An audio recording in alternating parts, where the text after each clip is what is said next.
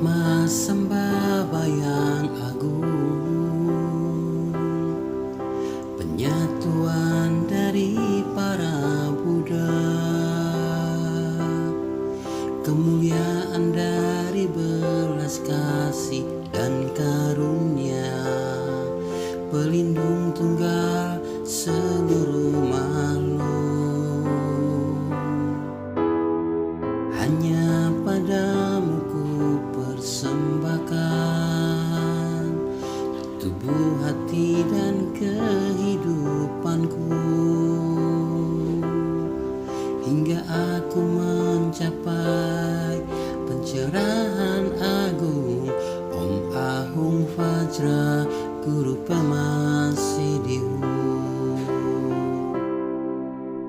Dalam keadaan bahagia atau derita, hanya padamu ku berlindung. Atma Sambhava yang maha pengasih, yang maha penyayang, bimbinglah aku. Hanya kepadamu lah aku berserah diri, yang hidup di zaman kegelapan, tenggelam dalam derita tanpa akhir. Om Ahung Vajra Guru Pema Siddhihu, yang maha belas kasih, ku mohon padamu, tinggikanlah budi pekertiku. Kau yang maha suci, sucikanlah karma burukku, hati dan pikiranku.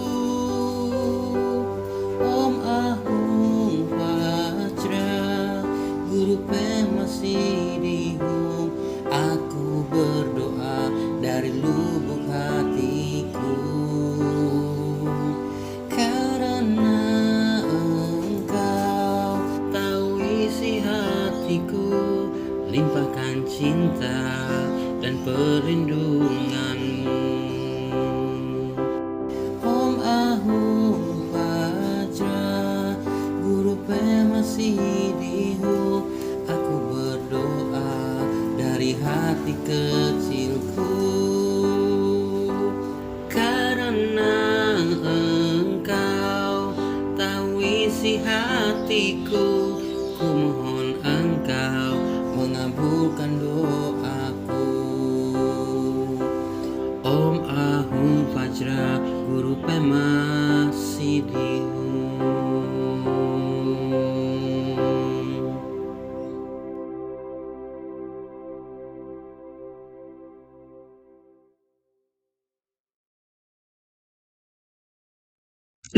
Catra Rinpoche dan menjawab beberapa pertanyaan yang diajukan oleh teman-teman kita. Okay, good evening, Lama John, and also Rinpoche La. So now we want to start our program tonight, and we invite you to explain more about His Holiness Catra Rinpoche, and also to answer our questions later on. So please start. Shall we pray? Please. Good evening, Tukur Rinpoche. Good evening, Jigme Palsang. And let's begin with refuge and bodhicitta. Please. Oke, kita mulai dengan mengambil perlindungan dan membangkitkan bodhicitta. Sangye Chedon Suki Chernam La Jangju Pardu Dakni Kyap Suci Dagi Jinso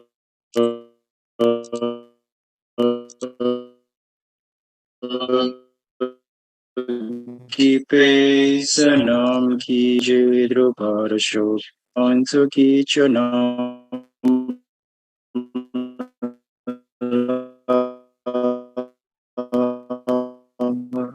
Jang Chu Pardu Ijin So Kipe Sanam Ki Drola Pinchir Sanje Druparasho Sanje Chudam Soki Chunamla Jungju Pardu Dagni Kyap Suci Dagi Jinso Kipe Sanam Ki Drola Pinchir Sanje Druparsho Semchen Tamche Dewadang Tivi Kyudang Den Par Kyurchik Duknal Dang Duknal Ki Kyudang Dralwar Kyurchik Duknal Mipe Dewa Dampadang Mineral War Kyurchik Nyiring Chakdang Yidang Dralwi Tang Yom Chen Polani Par Kyurchik.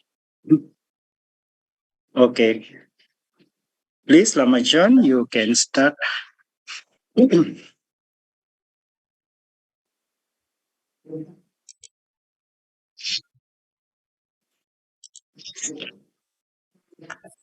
Thank you so much.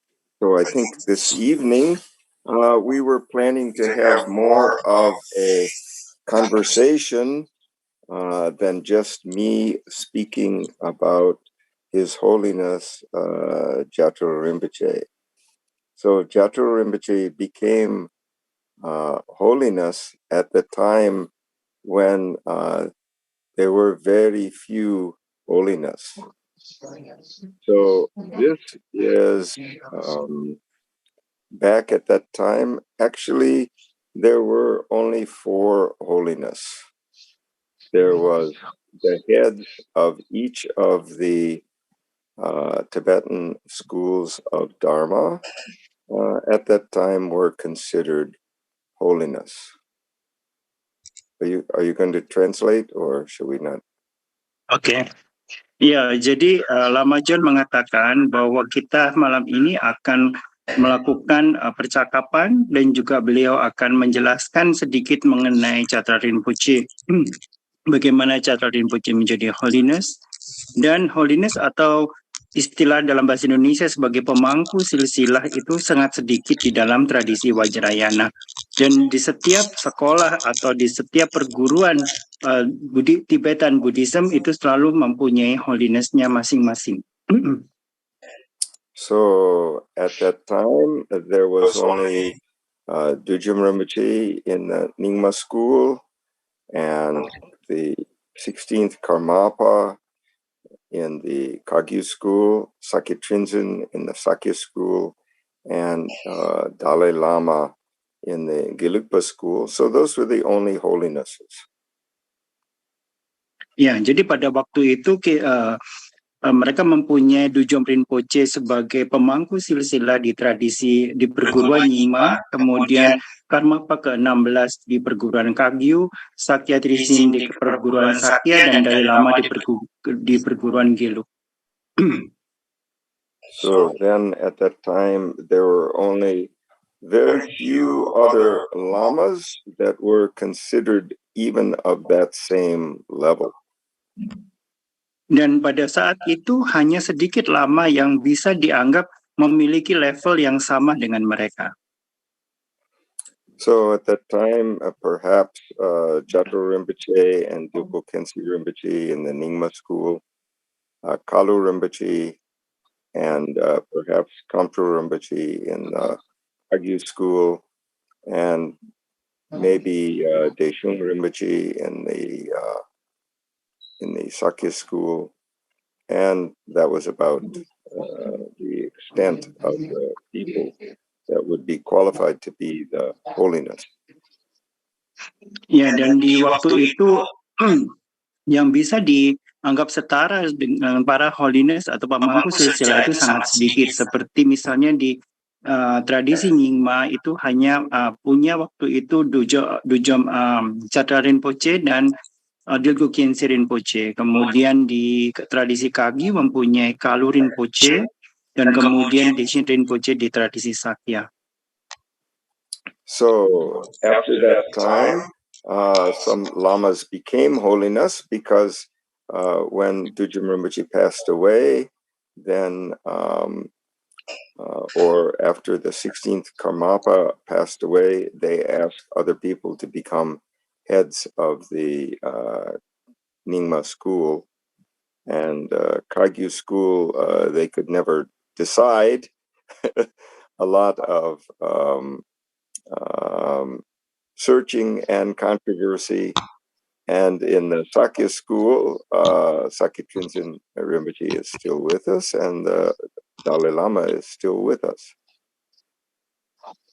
Ya, kemudian setelah Dujom Rinpoche parinibbana dan kemudian setelah Karmapa ke-16 parinibbana, saat itulah ada banyak holiness lain yang kemudian bermunculan untuk menggantikan kedudukan mereka.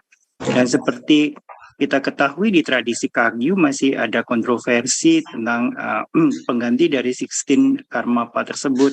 Dan di tradisi Sakya masih ada Sakya Trizin, dan di tradisi Gelug masih ada Dalai Lama hingga saat ini.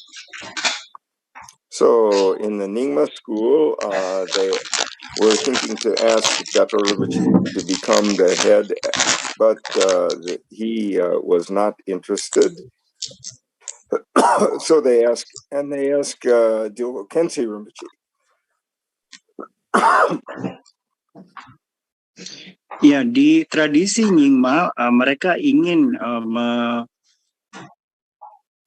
mentahtakan Jatro Rinpoche sebagai holiness, tetapi beliau tidak tertarik dengan jabatan tersebut, maka mereka memberikannya kepada Dzongjar Khyentse Rinpoche.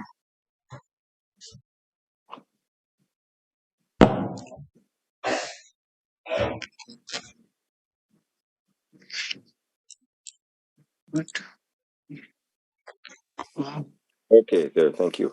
So, and again, when Dilgo Khyentse Rinpoche passed away, again they asked Jatro Rinpoche, but Jatro Rinpoche said, I'm not interested in this kind of political position and this kind of playing around.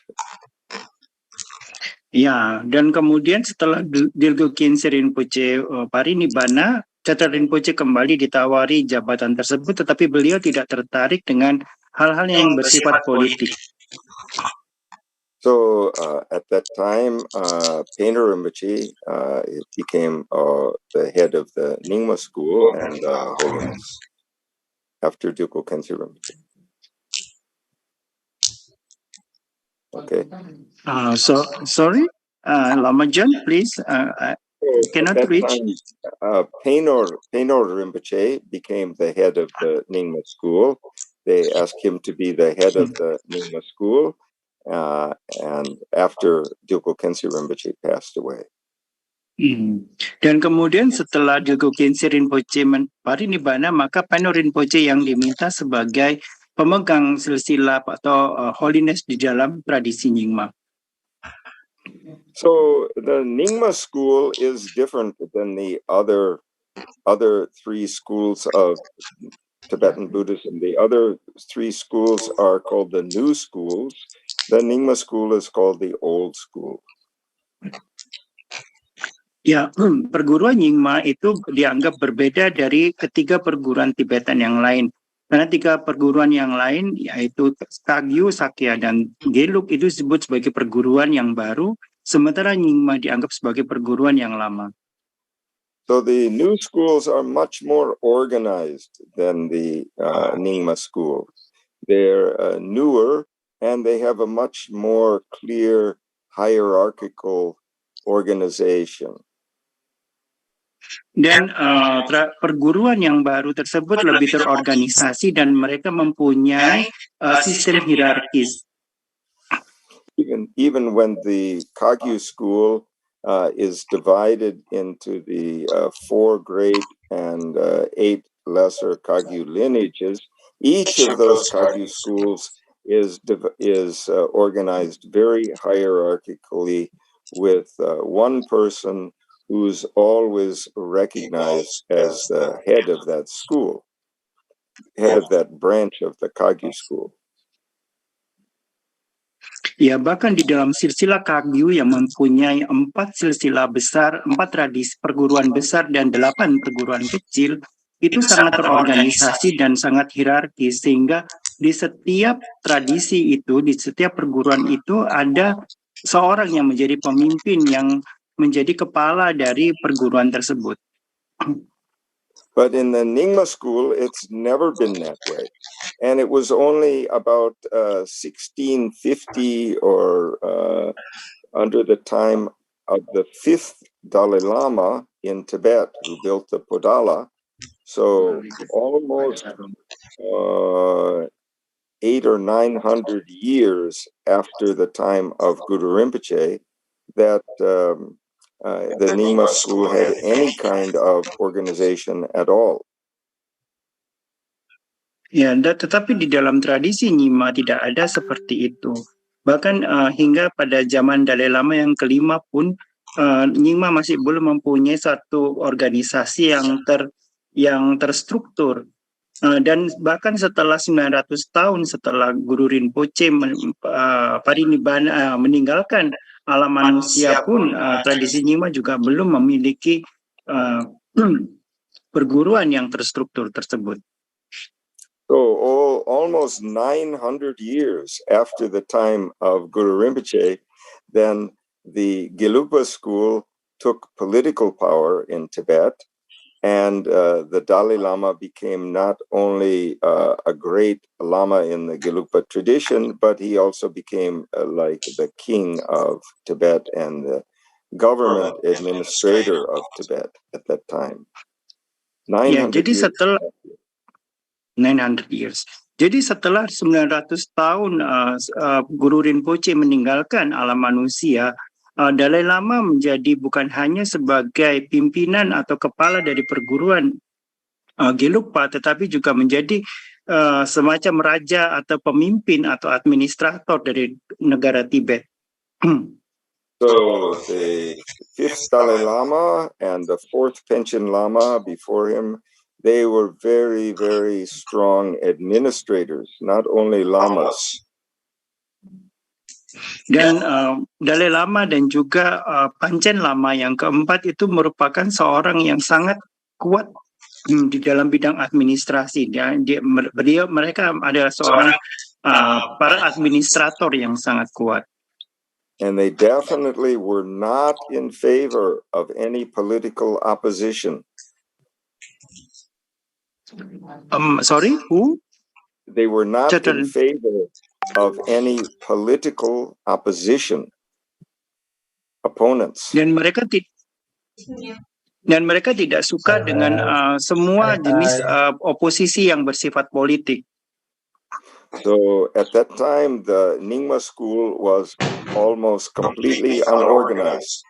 There were just a few great lamas who had their own either camps where people would camp in with a tent and follow the Lama, like the nomads, like the nomadic herders, or there were lamas just living in their individual towns or villages or giving teachings, right?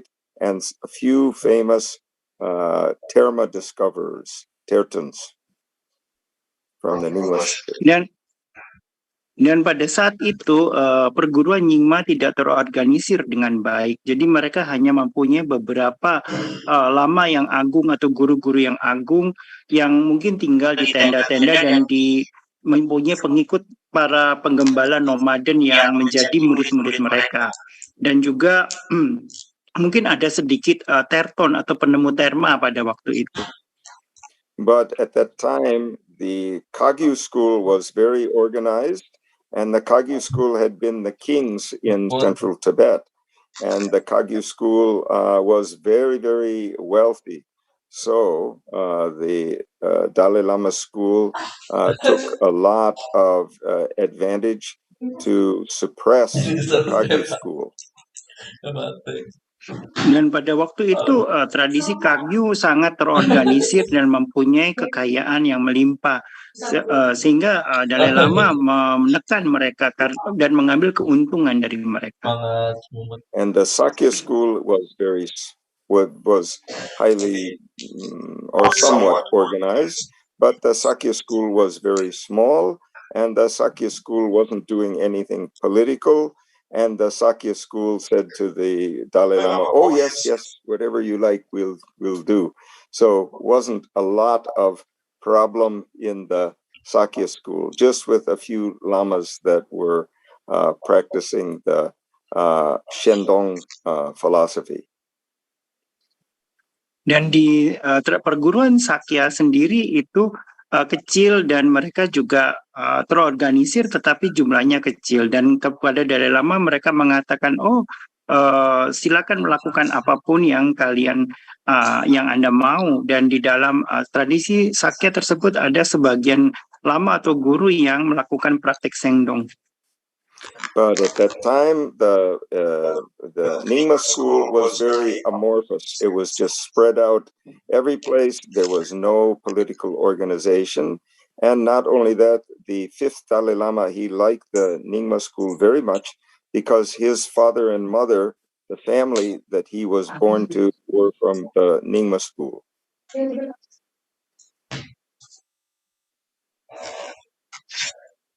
So he had practiced Nyingma Dharma when he was a child, and his father was a Nyingma Lama. Okay. Iya.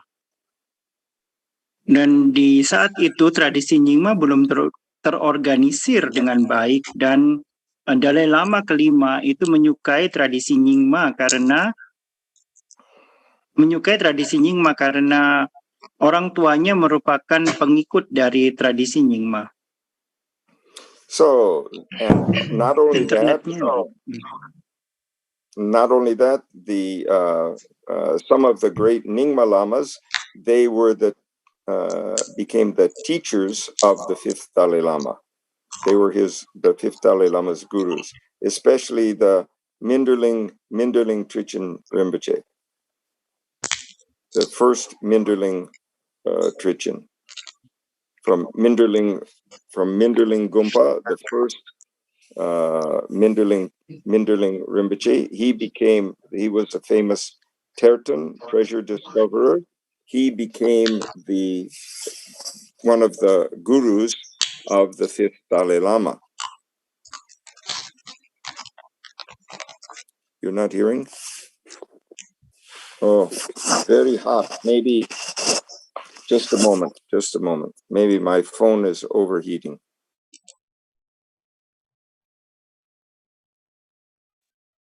Yeah, I'm so sorry, John, because of my connection is not stable, so your voice cannot reach.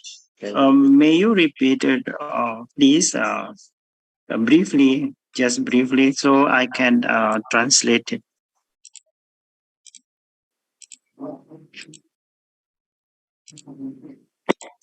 Yes. So, can you hear me now? Yeah, I can hear you now. Okay, I'm going to turn off the video for a moment and just try to use the video connection, and then I'll turn the video back on. But Okay. Because at that time, the Minderling Trichin Rinpoche, he was the very famous Terton treasure discoverer at that time, and he was also the teacher of the fifth Dalai Lama. Ya, dan Dalai Lama pada waktu itu pada masa kecilnya malah mempraktikkan tradisi Nyingma, dan waktu itu Minling Trichen yang pertama, seorang Terton yang sangat terkenal, itu juga menjadi guru dari Dalai Lama yang kelima. Masih lama. So from that time on, Minderling Trichin actually became the traditional head of the Nyingma school. Masih situ di ruang aja. Minderling Rinpoche became the traditional head of the Nyingma school at that time. Dan pada waktu itu Minling Trichen atau Mindroling Trichen Rinpoche pada waktu itu menjadi pemimpin tradisional dari tradisi Nyingma. But when all the lamas came out from Tibet, when the Chinese came to Tibet, then at that time, Minderling Trichen was very young. And the great Lama, the greatest meditator and scholar in the Nyingma school, was everyone acknowledged was Dujum Rinpoche. So even Minderling Trichen said, please, you become the head of the Nyingma school. Can you hear?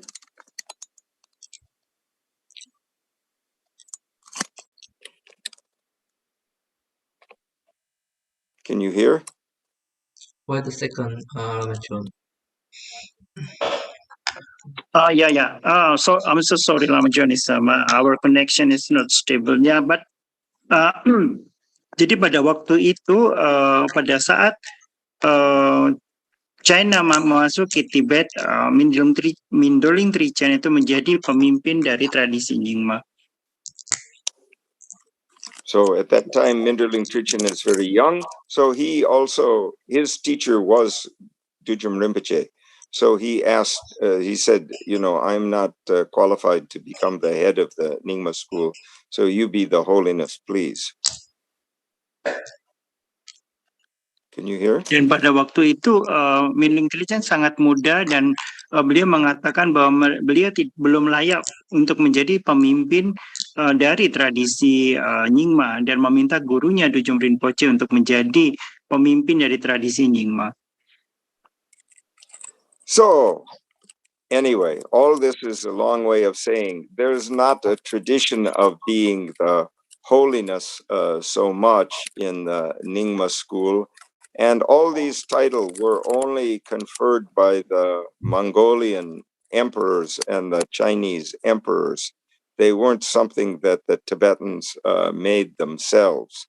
So this is an outcome from especially the Dalai Lama, fifth Dalai Lama. He came into power because he invited the Mongolians to invade into Tibet and destroy his enemies in the Kagyu school.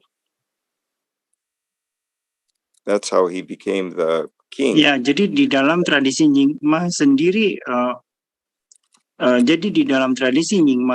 itu tidak ada tradisi tidak ada tradisi tentang holiness atau pemangku silsilah seperti di dalam tradisi yang lain. Dan pada waktu itu Dalai Lama mengundang orang-orang Mongol untuk menindas musuh-musuhnya, yaitu mereka dari tradisi Kagyu, sehingga kemudian akhirnya Dalai Lama bisa menjadi raja. So mostly this idea about holiness only came from the Mongol Khans, the Mongol kings, like Ogatai Khan and Kubla Khan. And after they giving these kind of titles to the Sakya, the Kagyu lamas, and to after then to the Nyingma. Dan ide tentang holiness itu muncul dari para raja Mongolia, para Khan Mongolia seperti Kublai Khan dan sebagainya, dan mereka memberikan gelar-gelar kepada para pemimpin perguruan seperti perguruan Kagyu dan sebagainya. Because the Tibetans forgot, they became Buddhists, and then they forgot how to fight the wars. So after everybody else conquered Tibet, and they called in the Mongols, who never forgot, and they always came and beat up and defeated the enemies of whichever political party in Tibet was paying them. Ya, jadi mereka kemudian lupa bagaimana menjadi prajurit dan menjadi seorang Buddhis, sehingga mereka selalu dikalahkan oleh musuh-musuh mereka. So Jeta Rinpoche always laughed about being called holiness. So Jeta Rinpoche was always laughing about being called holiness. Ya, jadi Catra Rinpoche tidak pernah ingin disebut sebagai holiness. He thought this was only some politics, and he wasn't interested. So he was never interested in being greater than anybody, and he wasn't interested in being less than anybody. Jadi karena ide tentang holiness ini berasal dari masalah politik, maka Catra Rinpoche tidak pernah merasa ingin lebih besar dari siapapun, tidak pernah lebih besar dari orang lain, dan tidak ingin merasa lebih kecil dari orang lain. So nowadays, we are very, very in a fortunate era, and holinesses are blossoming everywhere like flower gardens. Dan sekarang kita hidup di dalam era yang sangat beruntung di mana banyak holiness tumbuh berkembang di mana-mana. So in the other schools, because there's a defined head, there's a limit on the number of holinesses. Dan di tempat lain ada begitu banyak holiness. In the Sakya school, no one but the Sakya family can be the holiness. If someone else tries to call themselves holiness, they'll kick out. Ya, jadi ada tempat yang sangat terbatas untuk bisa menjadi holiness. Contohnya adalah seperti di dalam perguruan Sakya, di mana kalau ada orang yang mengklaim dirinya sebagai holiness, maka dia akan segera ditendang keluar. Yes, In the Gelupa school, nobody else dares call themselves holiness, but the Dalai Lama. Otherwise, Dalai Lama's office will kick out. Dan di tradisi Gelug tidak ada yang bisa menyebut diri sebagai holiness. Kalau tidak, maka kantor Dalai Lama akan menendang mereka. And nowadays, each of the Kagyu's 4 schools and the 8 minor schools, each has a head. So each is calling themselves holiness. So at least 12 holiness in the Kagyu school. Kagyu school. Di dalam perguruan Kagyu itu di dalam 4 perguruan besar dan 8 perguruan kecil masing-masing mempunyai holinessnya masing-masing, sehingga mereka paling tidak mempunyai 12 orang holiness. And maybe few extra as well. Dan ada beberapa ekstra juga. But in the Nyingma school, we are very, very fortunate because everywhere is no control at all, no hierarchy, no organization. So holiness are growing like flowers on the meadows. Dan di dalam tradisi Nyingma kita sangat beruntung bahwa dia tidak ada kontrol, tidak ada pembatasan, tidak ada organisasi, sehingga holiness tumbuh dengan subur seperti bunga di tengah padang rumput yang subur. So it's not like before. Before there was some control. So now it's like, you've all heard about nuclear proliferation. Right? Ya, jadi tidak seperti dulu yang penuh dengan pengendalian atau kontrol. Sekarang seperti sebuah bom nuklir. Yeah, before only America and Russia and England, France had a nuclear weapon. Ya, seperti dulu hanya Amerika mungkin dengan Inggris dan sekutunya yang mempunyai senjata nuklir. But now many countries making nuclear weapons. So in the sekarang kita lihat bahwa semua negara punya nuklir. So in the same way, now we're having holiness proliferation, especially in the Nyingma school. Ya, sama seperti itu kita mempunyai begitu banyak holiness bagi pembebasan di tradisi Nyingma. And especially Bhutan is the most fortunate country in the world because almost every Lama in Bhutan is the holiness.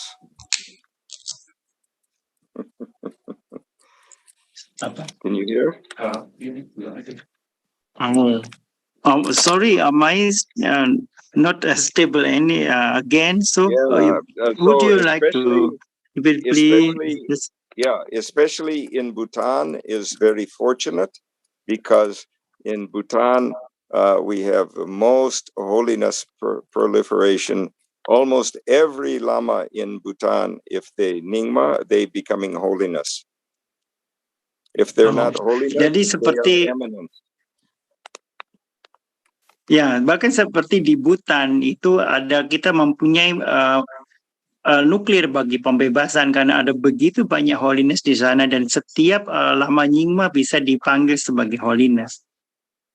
So almost every month, but at least every year, we're having new holiness coming from Bhutan. Jadi mungkin bisa setiap bulan atau setiap tahun ada holiness yang lahir di sana. So Jeta Rinpoche is never going for title. Jeta Rinpoche is always going from, realization. So like the Gawa Karmapa, same like that, Gawa Karmapa and Jeta Rinpoche, they don't give many Dharma teaching. Just sometime they're giving some like Dharma talk, Dharma advice, just informally most of the time, sometimes formally, but very infrequently. Mostly they're just teaching by their realization, by their presence. Ya, jadi seperti Catra Rinpoche dan Gyalwang Karmapa yang ke-16, mereka hanya mengajar melalui realisasi yang mereka miliki. Mereka sangat jarang sekali memberikan Dhamma teaching atau mungkin hanya memberikan nasihat-nasihat, tetapi mereka lebih banyak mengajar melalui realisasi mereka. But Jeta Rinpoche is even Jeta Rinpoche, and very good friend of Jeta Rinpoche was the 16th Karmapa and Kala Rinpoche. So Kala Rinpoche is also not a tulku. He was never recognized as a tulku. Jeta Rinpoche was not a tulku. He was just ordinary young boy. Ya, jadi Catra Rinpoche sangat dekat dengan Gyalwang Karmapa yang ke-16 dan pada waktu itu kalau Rinpoche masih seorang anak kecil. So they were just ordinary people.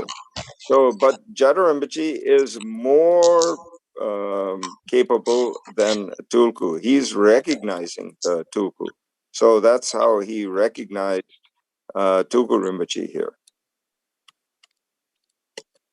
Dan Catra Rinpoche bahkan lebih terrealisasi dibandingkan dengan para tulku. Bahkan beliau yang merecognize atau mengenali para tulku. So he's not recognizing Tulku for political or financial reason.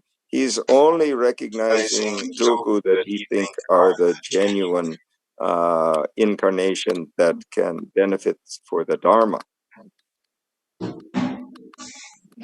Ya, jadi beliau tidak merecognize tulku untuk kepentingan keuntungan atau politik atau mencari uang yang banyak, tetapi hanya demi mengenali tulku yang asli, yang genuine, yang memiliki manfaat bagi Dharma.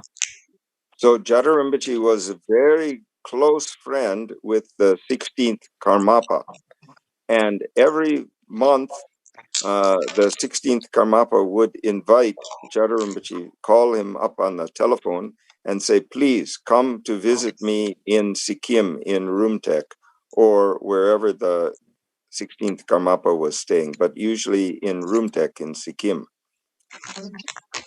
Dan Catra Rinpoche dengan Gyalwa Karmapa ke-16 itu adalah teman yang sangat dekat, sehingga setiap kali bertelpon ke Catra Rinpoche, Gyalwang Karmapa selalu meminta, mohon Anda mau mengunjungi saya di Sikkim atau dimanapun ketika Gyalwang Karmapa berada, tetapi kebanyakan beliau tinggal di Sikkim, di Rumtek.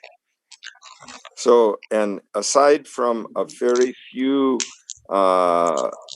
great Lama in the Kagyu school like Shama Rinpoche and Taisitu Rinpoche, all the other Kagyu Tuku, they didn't even know who Jeta Rinpoche was.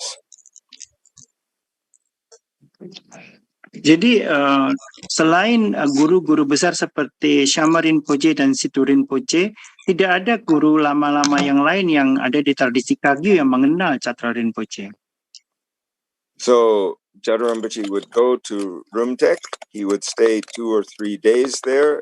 The Karmapa would give him a beautiful place to stay, and then he would just go directly to the Karmapa's residence and spend the time with Holiness Karmapa. And then next to the Karmapa's residence was the Queen of Bhutan. The Queen of Bhutan had one house at Rumtek, and she stayed there many, many times. So she was the student of Jeta Rinpoche, as well as of the Karmapa. Ya, jadi So Jeta Rinpoche would ya, go. jadi Catra Rinpoche Jeta Rinpoche ya, would jadi go. Catra Rinpoche ketika berkunjung ya, jadi Catra Rinpoche ketika berkunjung ke Sikkim, mereka akan langsung pergi ke kediaman Gyalwang Karmapa. Jadi di tempat tinggal Gyalwang Karmapa di Sikkim, Catra Rinpoche dibuatkan sebuah tempat tinggal yang indah. Dan di situ juga Ratu dari kerajaan Bhutan juga tinggal mempunyai tempat tinggal di Rumtek, sehingga karena mereka berdua menjadi murid dari Catra Rinpoche, baik Ratu Bhutan maupun Gyalwang Karmapa. So the Queen of Bhutan was very influential and a very powerful lady at that time, and she was like incarnation of Green Tara.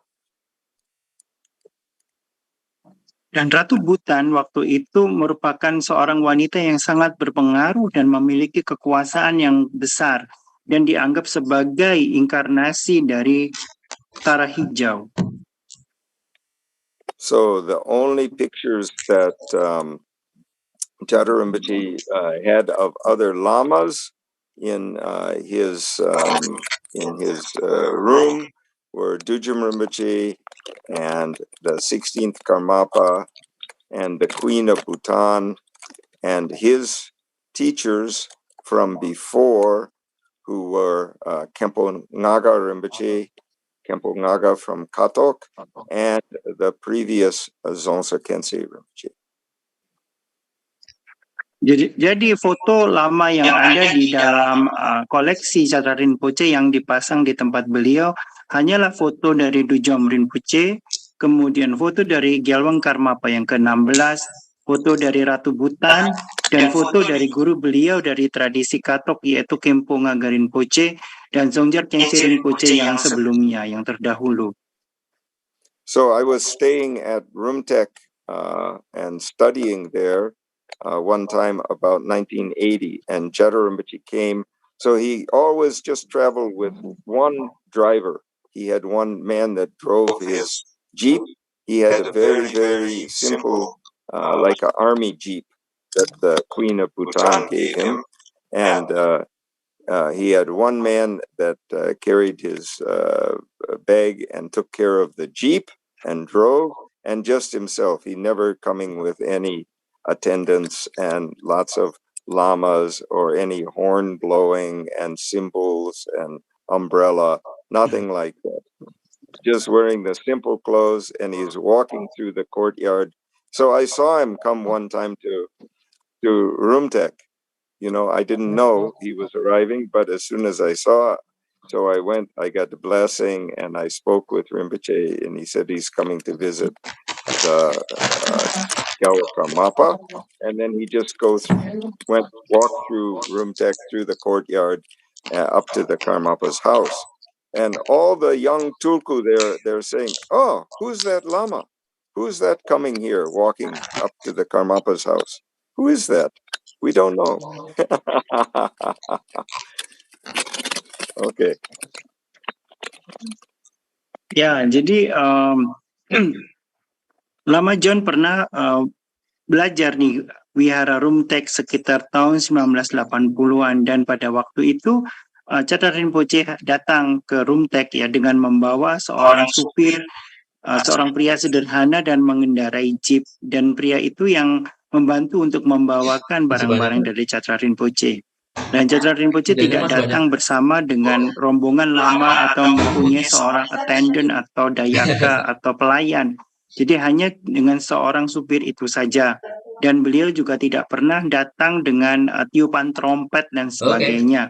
Dan setiap kali Chatra Rinpoche pergi mengunjungi Hingyalwang Karmapa, langsung ke kediamannya, para lama kecil yang ada di Rumtek selalu bertanya, oh siapa itu yang datang? So that time, then Chatra Rinpoche would go also and visit the Queen of Bhutan and give teaching for her, and spend one or two day with her also, because her house was right next to the Holiness Karmapa's house. Ya, dan kemudian saat itu Ratu Bhutan juga menerima ajaran dari Chatra Rinpoche. Dan Ratu dari Bhutan tersebut mempunyai tempat tinggal di Wihara Rumtek tersebut. Oh, excuse me, Lama John, I would plug my laptop to electricity, please. Have yeah, please. Maybe 1 minute. Yeah, okay. Please.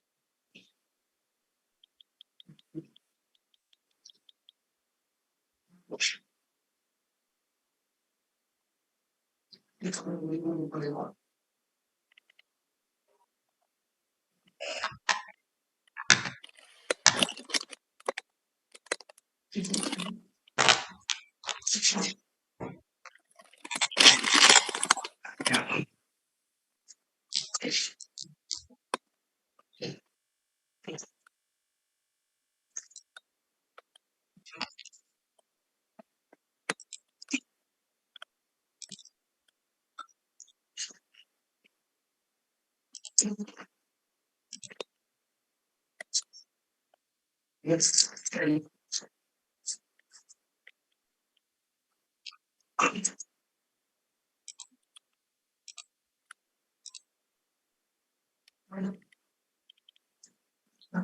Yeah.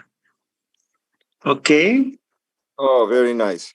So Chatra Rinpoche said many times that to the Queen of Bhutan, we have a very, very deep connection. So over many lifetimes, we will be working to help and benefit the Dharma and all beings. Over many lifetimes, we will be doing this together. Ya, dan Chatra Rinpoche mempunyai hubungan yang mendalam dengan Ratu Bhutan, di mana melalui berbagai kehidupan mereka selalu memberikan keuntungan bagi semua makhluk. So maybe you heard also that some people were trying to make some tulku of Chatra Rinpoche in Nepal. Yeah. So Semola and Kamala Rinpoche, they wrote one letter, and because they not saying that there will never be a tulku. So Chatra Rinpoche didn't say there wouldn't be ever a tulku, but Chatra Rinpoche actually said, don't look for my tulku. It's not your business. You'll make a big mess. It's don't worry about my tulku, right? Ya, jadi seperti yang mungkin kita pernah dengar akhir-akhir ini, di mana ditemukan tulku atau titisan dari Chatra Rinpoche, dan ada surat dari Semola Saraswati yang mengatakan bahwa tidak menerima kehadiran tulku tersebut. Tetapi sebetulnya yang dikatakan oleh Chatra Rinpoche adalah bahwa jangan pernah mencari tulku saya atau titisan saya, karena itu akan membuat semuanya menjadi berantakan. So nowadays, if people holiness are made by all the supporters and the students and the group that's the controllers of the lamas. So when they hear the word holiness, their eyes open big like that, and lots of dollar signs are coming. Ya, jadi holiness itu selalu dibuat oleh para supporter dan para murid serta orang-orang yang mengontrol mereka. Sehingga setiap kali ditemukan ada holiness, maka mata kita akan terbuka lebar. So,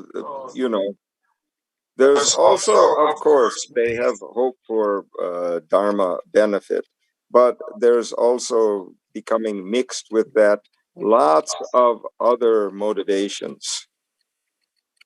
Ya, juga pasti akan ditemukan adanya manfaat bagi Dharma, tetapi juga hal itu akan bercampur dengan motivasi-motivasi mereka. So Jada Rinpoche is only interested in pure Dharma. He's not interested in politics.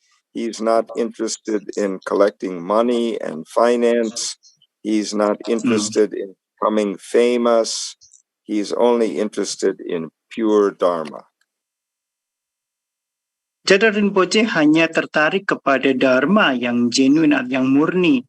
Beliau tidak tertarik dengan masalah politik, tidak tertarik untuk menjadi terkenal, ataupun tidak tertarik mengumpulkan banyak uang.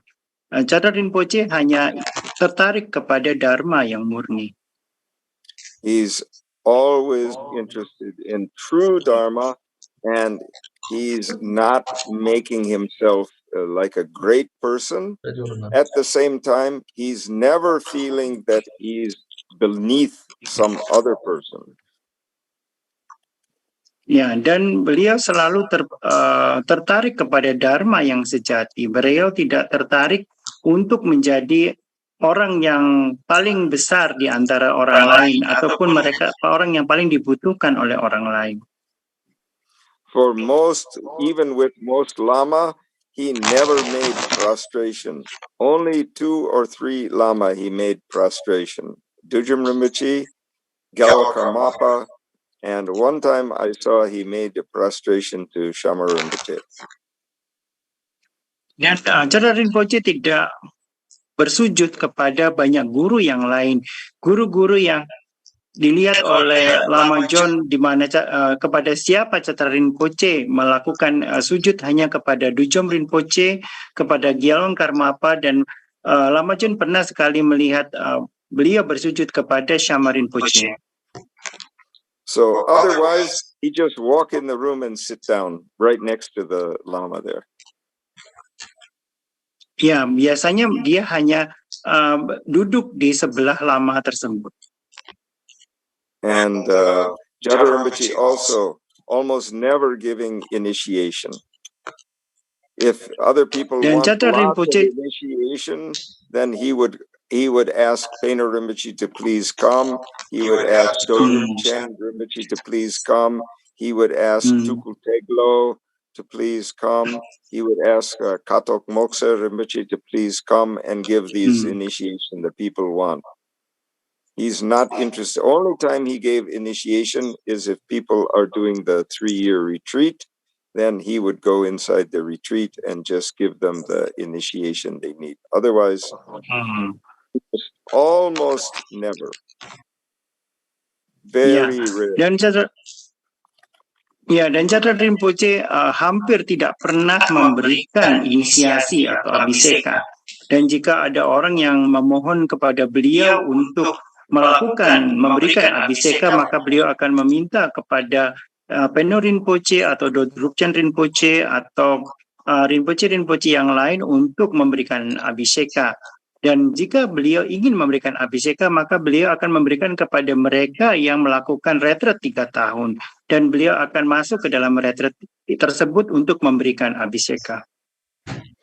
Even the Serakandro initiations, he didn't even give for his own daughter. He asked the Lama from Tengboche Tengboche Lama to come because he had also gotten these initiation from Serakandro.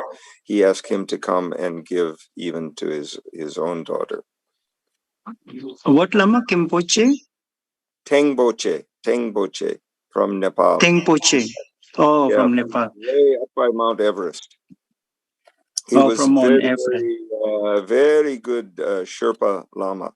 Very good Sherpa Lama. Ya, jadi bahkan untuk inisiasi Serakandro sendiri, Catra Rinpoche tidak memberikan abhiseka kepada putri beliau sendiri, tetapi beliau meminta kepada lama yang lain, yaitu Tengpoche dari Mount Everest tadi yang disebutkan oleh Lama John, untuk memberikan abhiseka Serakandro, karena lama ini juga menerima abhiseka langsung dari Serakandro.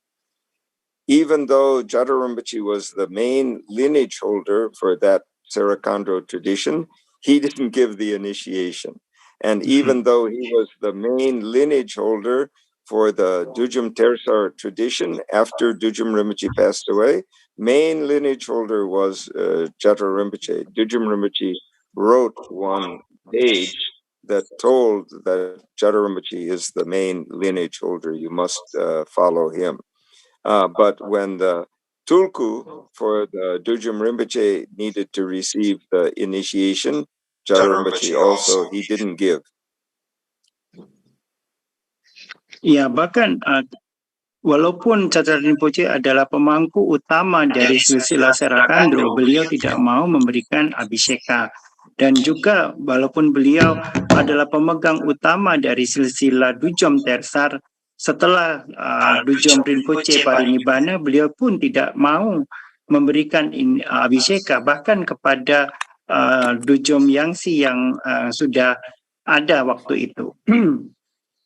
At that time, he asked Tukul Teglo, who was the grandson of Dujum Lingpa, to come from Tibet and give the initiations for the Dujum Yangsi.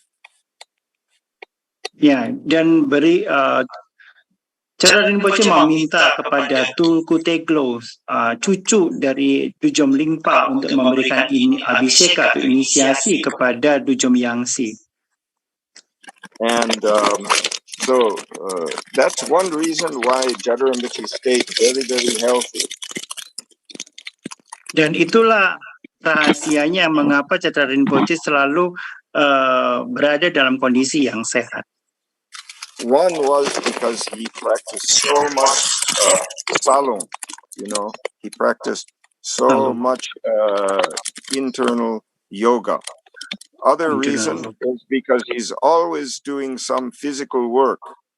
He's never like the other great Lama, they're only sitting in the room, but he's out in the garden, he's out helping to build the stupa, he's out checking up on everything all the time.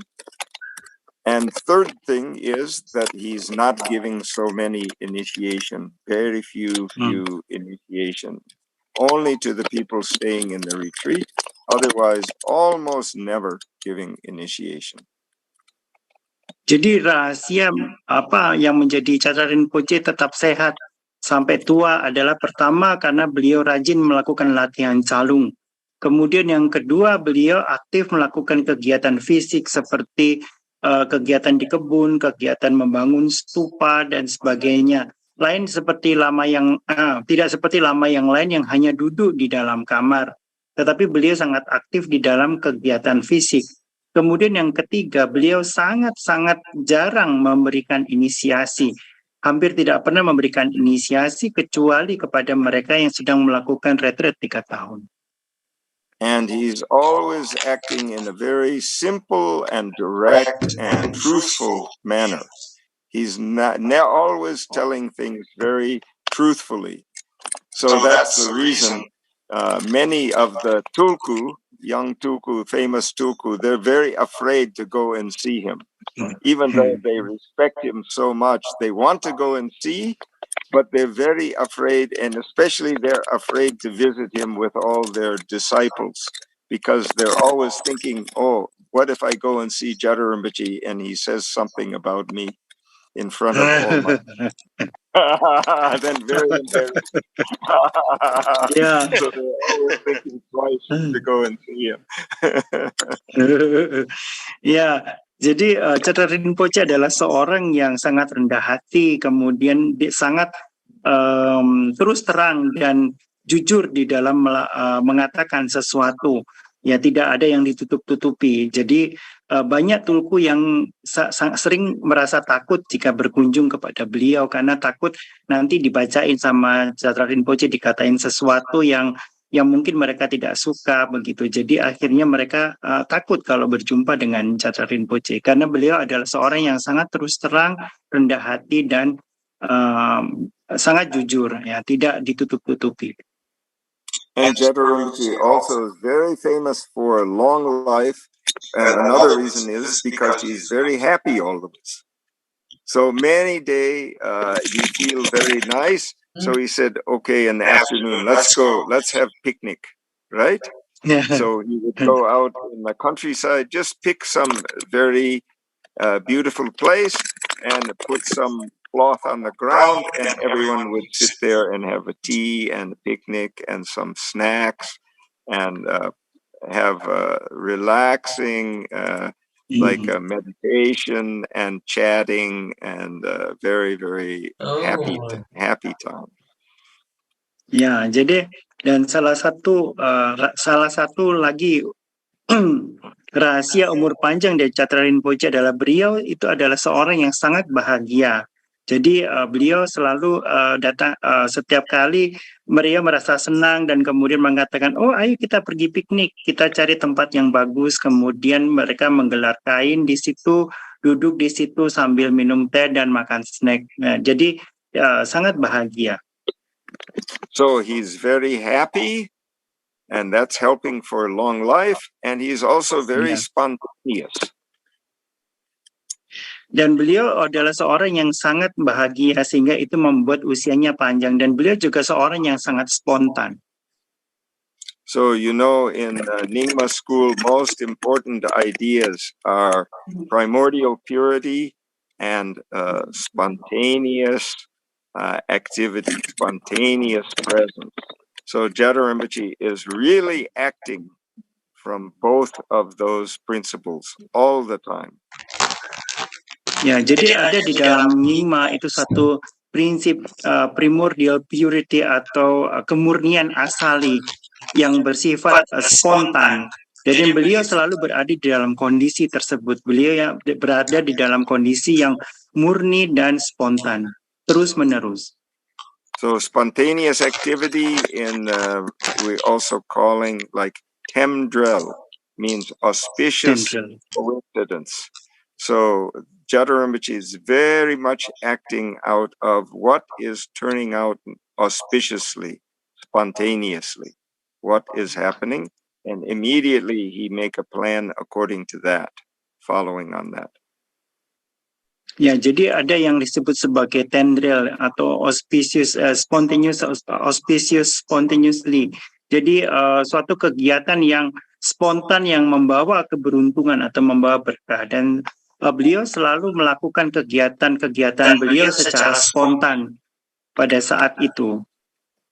So I'll tell a couple short story about that, and then we'll have a conversation. Okay?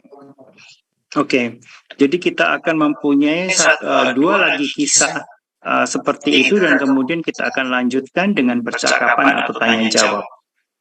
So the first time I met Jethro Rinpoche, or first time I met at the gate of Dujum Rinpoche's house, I told about that. But second time I met Jethro Rinpoche was staying in house next to Dujum Rinpoche in middle of Kathmandu in Tamil, and he was visiting for a week or two with Dujum Rinpoche.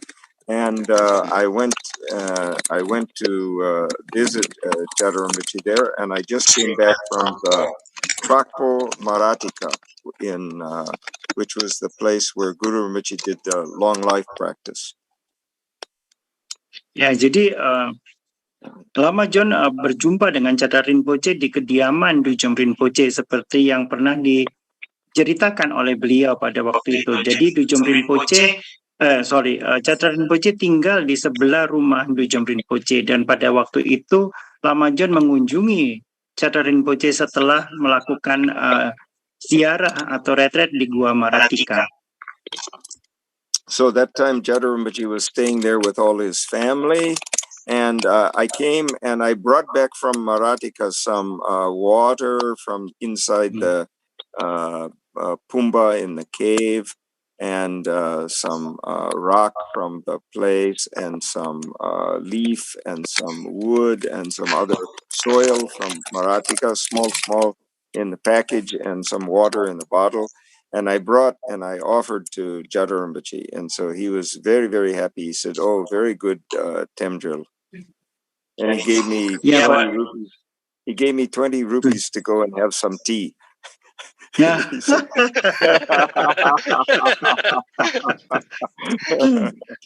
Iya, jadi Chatra Rinpoche, Lama John pernah berkunjung kepada Chatra Rinpoche dan memberikan pada saat itu Chatra Rinpoche bersama dengan keluarga beliau di kediaman Dujum Rinpoche, dan Lama John memberikan persembahan berupa air bumpa dari Gua Maratika, kemudian membawa batu, dedaunan kayu, dan kemudian tanah dari Gua Maratika sebagai offering atau persembahan. Dan kemudian Chatra Rinpoche memberikan 20 rupiah kepada Lama John untuk beli teh.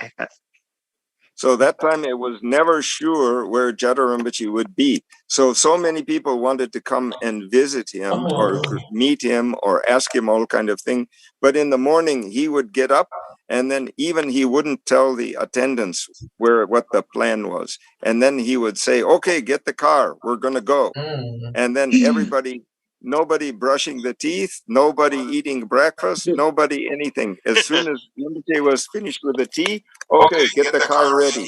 And once the driver had the car ready and brought out from the garage, car was going, Jada Rinpoche would get in, and if people were there, if the Shapchi attendants were there or not there, he didn't care. He said, "Okay, let's go."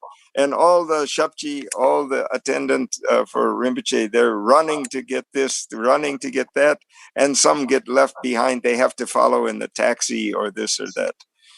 Even he's not telling where to go. Ya, jadi ketika orang ingin berjumpa dengan beliau untuk meminta macam-macam, yang meminta ini itu kepada Chatra Rinpoche akan mempunyai satu rencana yang tidak pernah bisa diketahui, ya. Jadi secara spontan saja. Seperti suatu waktu ketika ada banyak orang meminta sesuatu kepada beliau, ingin berjumpa dan sebagainya, Chatra Rinpoche bisa tiba-tiba bangun dan kemudian menyuruh supirnya untuk segera pergi, mengajak pergi. Jadi tidak ada yang mandi, tidak ada yang sarapan, tidak ada yang nggak sempat lagi gosok gigi dan sebagainya, langsung pergi. Dan kemudian setelah mobilnya keluar dari garasi dan Chatra Rinpoche sudah ada di dalam mobil, para pelayannya, para atendennya sekalang kabut, ya lari pontang-panting untuk mendapatkan ini, mendapatkan itu. Ada banyak yang ketinggalan dan sebagainya, dan bahkan ada yang mengejar pakai taksi. So later, after everyone had the cell phone, even he wouldn't tell the driver where they were going. He'd just say, "Go this way." And then he get to this, "Oh, turn here." Even the driver doesn't know where they're going. Jadi bahkan ketika sudah ada cellphone pun, Chatra Rinpoche tidak pernah memberitahu kemana beliau akan pergi. Bahkan kepada supir sekalipun tidak pernah dikatakan, hanya bilang pergi ke sana, kemudian tiba-tiba, "Oh, kamu belok ke situ." And then a lot of people would be coming to visit Jada Rinpoche from maybe Kathmandu. And they get to Parping and they say, "Oh no, Jada Rinpoche is not here. He left in the car. Where's he going?" "Oh, well, we're not sure. He went in that direction." Iya, ada banyak orang yang kemudian mencari beliau, misalnya ke Kathmandu, tiba-tiba dikatakan, "Oh tidak, di Kathmandu, dia pergi ke arah utara." we think he went to Godawari. So the people get a taxi again and go to Godawari. No, Rinpoche was here. Now he left. He went to Kathmandu. Kemudian orang mengira akan pergi ke Godawari sehingga mereka naik taksi ke Godawari dan ternyata dikatakan oh enggak, Rinpoche sudah pergi ke Kathmandu. So after a while, a lot of people, they would just come, they couldn't find Rinpoche, so they would stop halfway on the road between Parping and Kathmandu and just sit on the hill there all day and wait.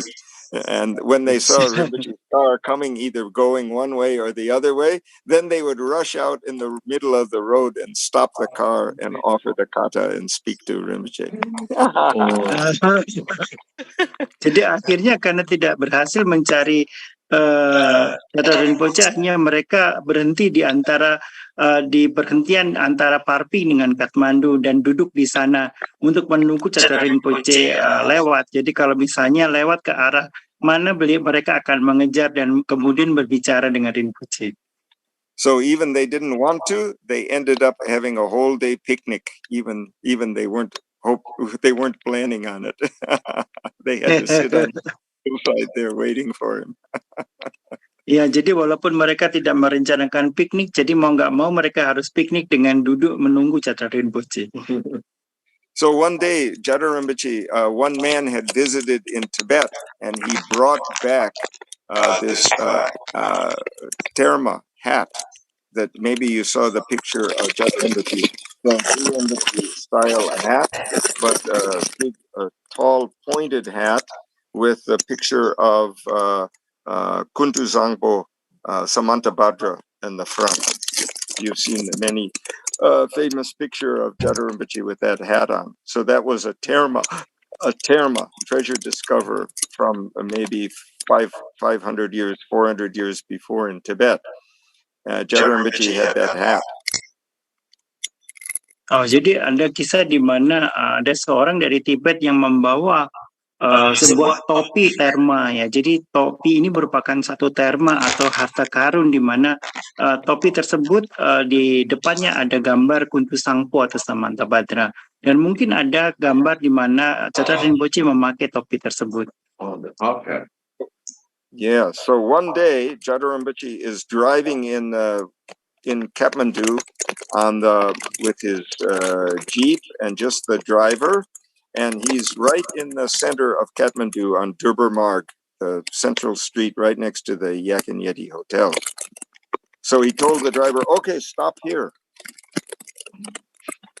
Ya, kemudian satu waktu Catra Rinpoche pergi ke Kathmandu dengan naik jeep bersama dengan supirnya dan kemudian tiba di tengah kota Kathmandu. Di tengah kota Kathmandu dan kemudian beliau mengatakan, oh oke, stop di sini. So you know that's a very fancy place. The Annapurna Hotel, the Yak and Yeti Hotel is there, and some very expensive stores and some restaurants. Dan di daerah tersebut ada hotel-hotel yang sangat terkenal ya, kemudian ada restoran dan juga toko-toko yang mahal. So Jada Rinpoche is very famous at that time because he had been made by the Nepal government the Man of the Year and had been in the parade in Nepal. So he stopped there. All the store owners, they knew who he was because the store owners, they know all the lamas, they know all the high people in Kathmandu because this is a very fancy stores there. So he went into one antique store. Ya, jadi Catra Rinpoche merupakan seorang yang sangat terkenal di Nepal karena pemerintah Nepal menjadikan beliau sebagai Man of the Year dan kemudian para pedagang di toko-toko tersebut mengenal semua lama yang ada di Nepal dan Catra Rinpoche mengunjungi satu toko barang antik di situ. So Jada Rinpoche went in the store, the antique store owner, he knew who he was. Oh, he's very happy Jada Rinpoche is visiting his shop. He's offering him some tea. He said, Rinpoche, please sit down. Look at all the beautiful thing I have here. You know, he's hoping he's going to buy something too. Ya, kemudian Catra Rinpoche disambut oleh pemilik dari toko tersebut ya, disuguhi makanan, disuguhi teh dan kemudian oh lihatlah barang-barang indah yang saya miliki di sini. So he showed him many kind of antique and things that people had, because that time people every day they were bringing things from Tibet. Border was open, and that time it was quite relaxed politically, so people could go from Nepal to Tibet, stay, come back, bring the things. Ya, pada waktu itu ada banyak orang yang membawa barang-barang dari Tibet karena pada waktu itu secara politik mereka sangat rileks, ya, tidak ada banyak masalah sehingga orang dengan bebas membawa barang-barang dari Tibet. So the man showed all these things to Jadarambaji, and then he took him around, and he's looking, and then he took him in the back room, and then Jadarambaji says, "What's that?" Some dusty box on the floor. Ya, kemudian Catar Rinpoche diajak untuk berkeliling melihat-lihat barang-barang yang indah di dalam toko tersebut. Tapi kemudian Catar Rinpoche melihat ada sebuah tempat di mana ada sebuah kotak berdebu di lantai. Kemudian ditanya, kotak apa itu? It was some small box, back in the storeroom. Ya, ada sebuah kotak kecil di belakang toko tersebut. Oh, so the man said, "Oh, somebody just brought that from Tibet a couple days ago. It's a old Tibetan box. I don't know what it is." And Dan kemudian Jadarambaji said, "Okay, I'll buy that. How much is it?" Oh, the man said, not much. I'll give it to you, whatever. Okay. Dan kemudian Catar Rinpoche menanyakan kepada pemilik toko itu isinya apa. Dibilang, oh saya nggak tahu karena itu dibawa dari Tibet beberapa hari yang lalu dan saya juga tidak tahu isinya. Oh, berapa ini harganya? Kemudian pemilik toko mengatakan, oh terserah, saya berikan kepada kamu berapa saja. So Jadarambaji put the box in the back of the jeep, and then he went back to the temple in Parping.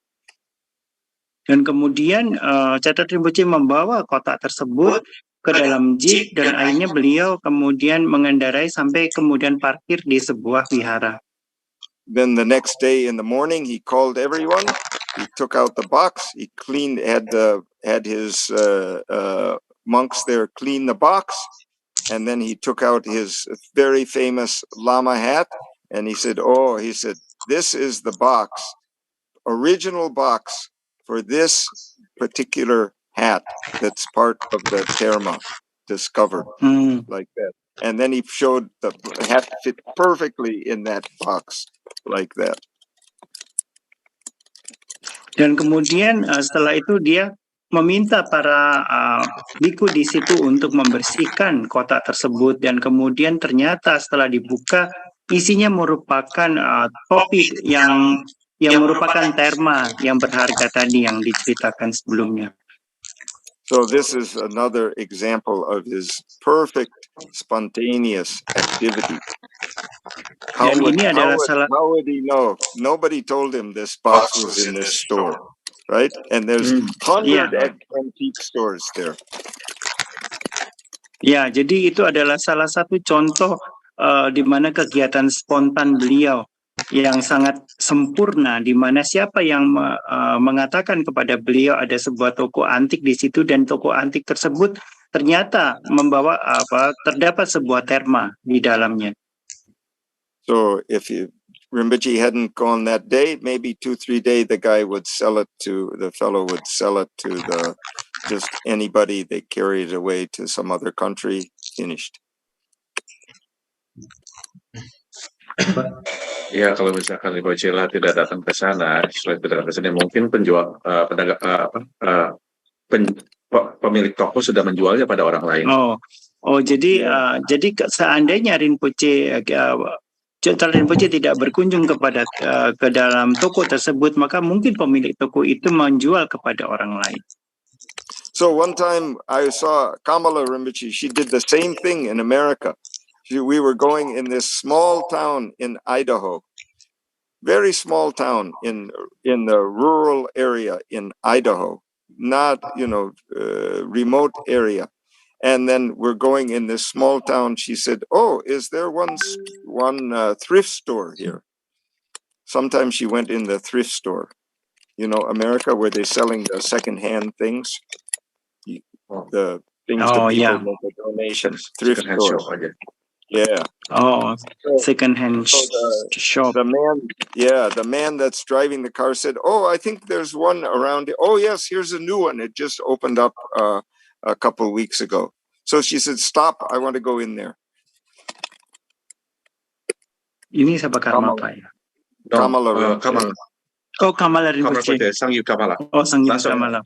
Oh, jadi seperti contohnya Kamala Rinpoche, beliau pergi ke Amerika, ke tempat ke kota Idaho, di mana mengunjungi satu tempat di kota kecil di tempat yang terpencil, dan di situ beliau melihat ada 3 toko yang menjual barang-barang loakan atau barang bekas, dan kemudian ditunjukkan satu toko di situ, itu ada satu toko yang baru buka beberapa minggu yang lalu.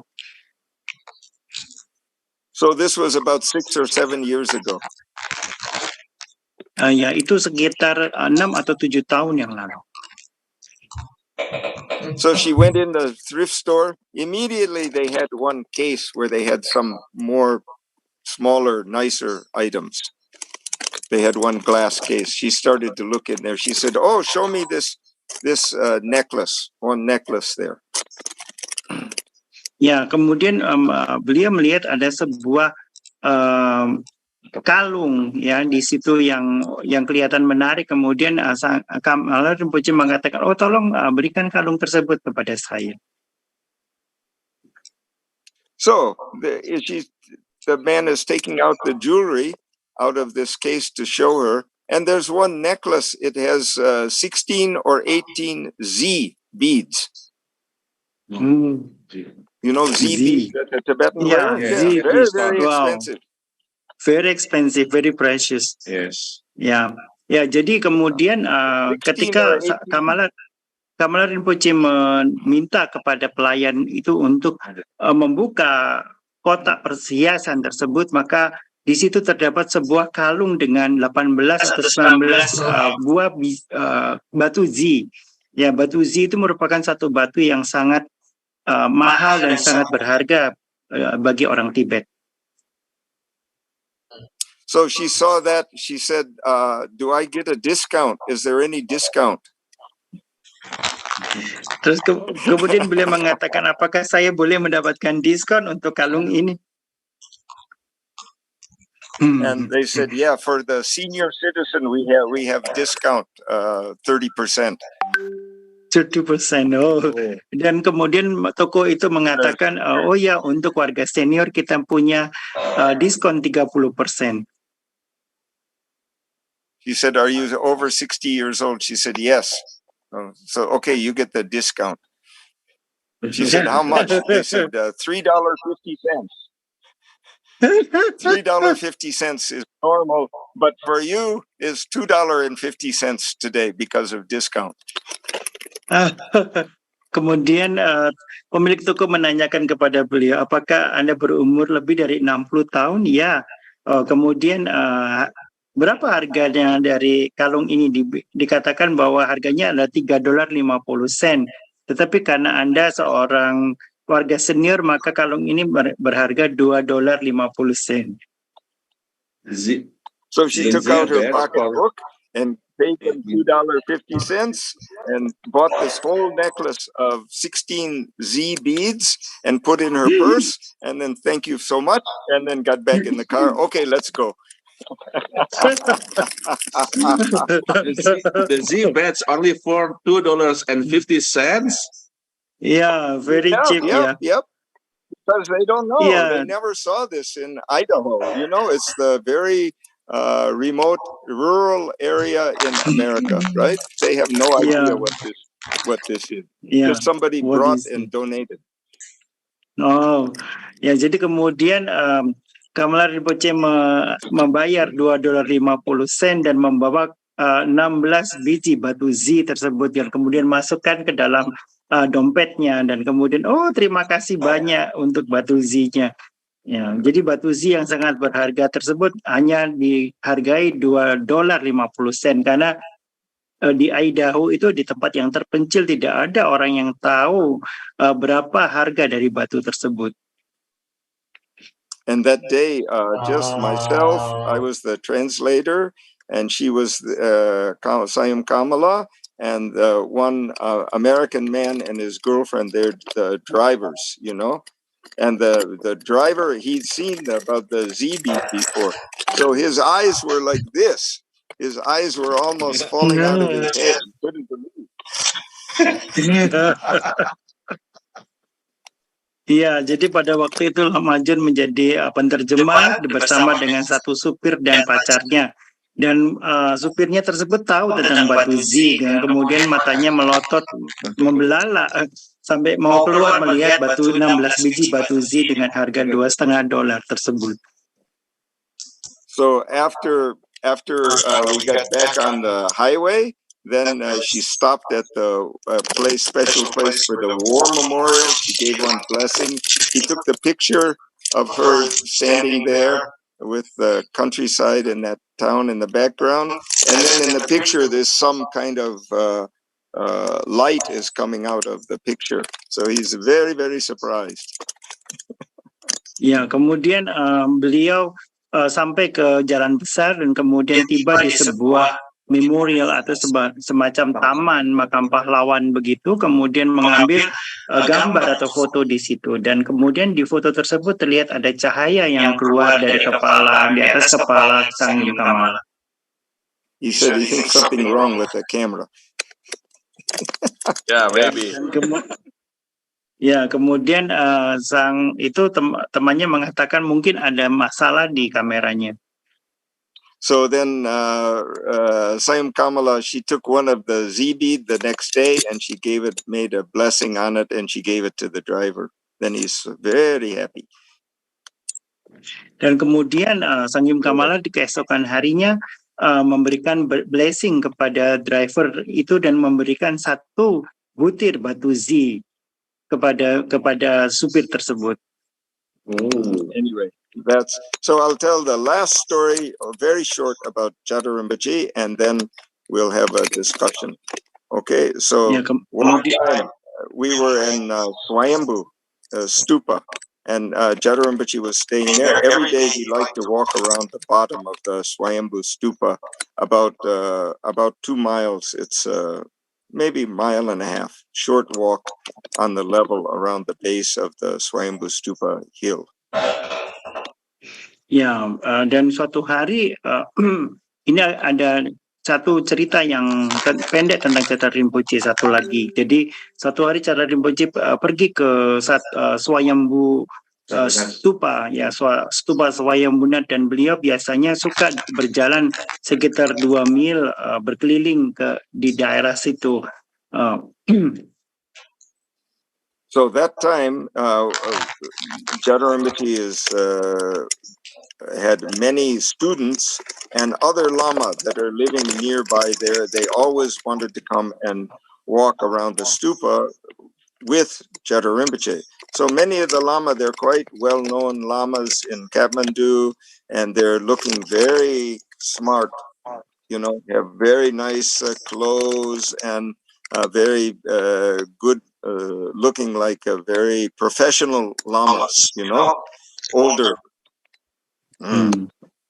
Okay. Ya, So kemudian they're walking with Rinpoche around the stupa. Ya, ada banyak murid dari Jada Rinpoche yang ingin mengikuti beliau berkeliling sekitar stupa tersebut.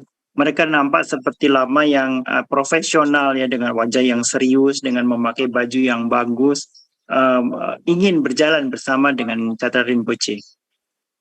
So this was back in 1980, and in 1980 Nepal is a very, very poor country, very poor. Dan itu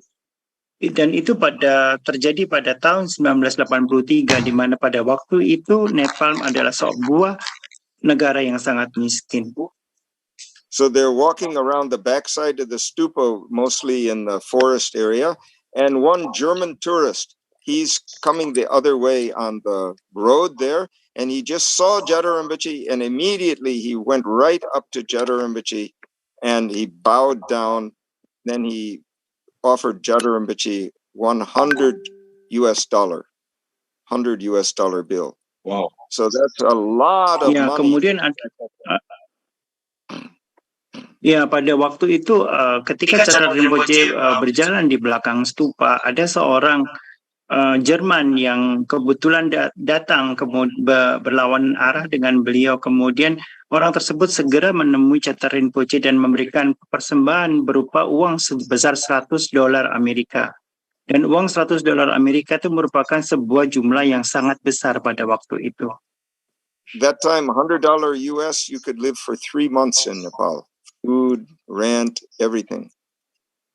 Dan uang $100 pada waktu itu bisa untuk hidup selama 3 bulan di Nepal untuk menyewa tempat, makan, dan sebagainya. So Jada Rinpoche gave this man, he never saw this man before. So he gave the man a blessing and just talked to him for 1 or 2 minutes, but he doesn't know any German or English, so, just give him a blessing, and then the man went away, never saw again. Dan Chatra Rinpoche belum pernah melihat orang ini ya, dan Chatra Rinpoche juga tidak bisa berbahasa Jerman ataupun Inggris, jadi beliau hanya memberikan blessing dan berbicara mungkin 1-2 menit kepada orang ini, dan orang ini kemudian pergi dan tidak pernah muncul kembali. So I saw this with my own eyes because I'm walking there with Rinpoche at that time.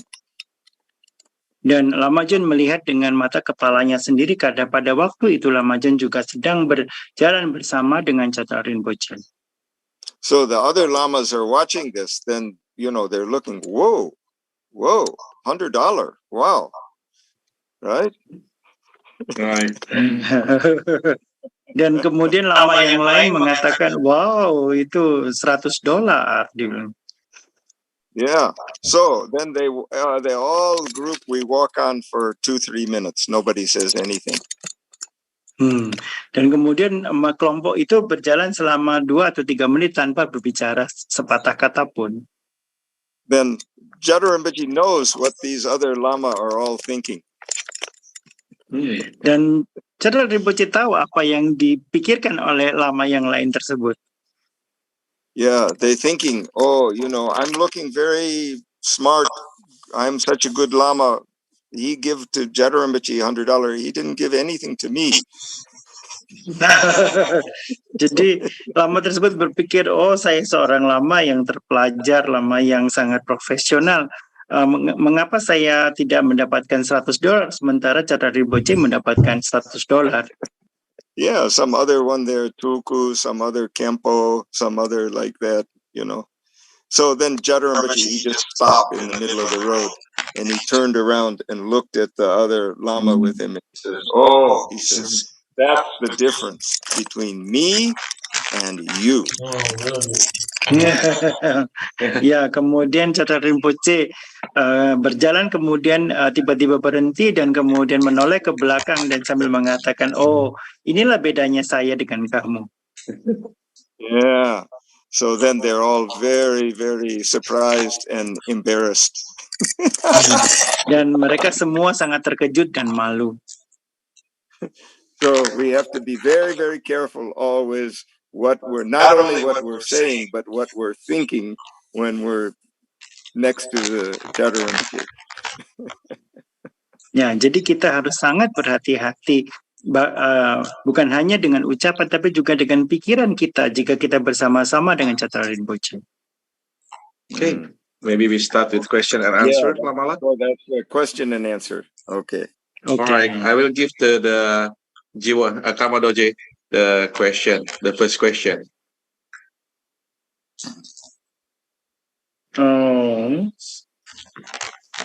Which is the first question? Here is the first question for Lama John. Are there any similarities?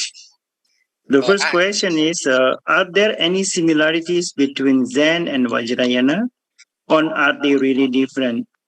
Zen and Dzogchen are considered the highest teaching in Mahayana and Vajrayana respectively. What are the similarities and difference between these teachings in terms of use and methods? Well, Zen since I studied the Zen, especially with Rinzai and Soto schools in Japan, before I went to Tibet and went to Nepal, then, there's a very great similarity in method. So apart from Vajrayana, you know, if you read one book by Namkai Norbu Rinpoche, who was very Namkai Norbu Rinpoche. Namkai Norbu.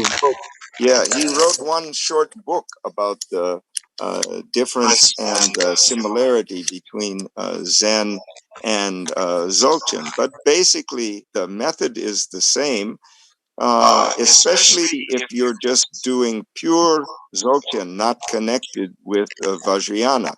If you're doing Dzogchen that's connected with Vajrayana, then Vajrayana approach is a little bit different. But the Mahayana-based approach from Zen is based on the Diamond Sutra. So the Diamond Sutra is also basis for Dzogchen. So from that point of view, just shamatha vipassana in the purest form and wisdom awareness, this is almost exactly the same with Zen.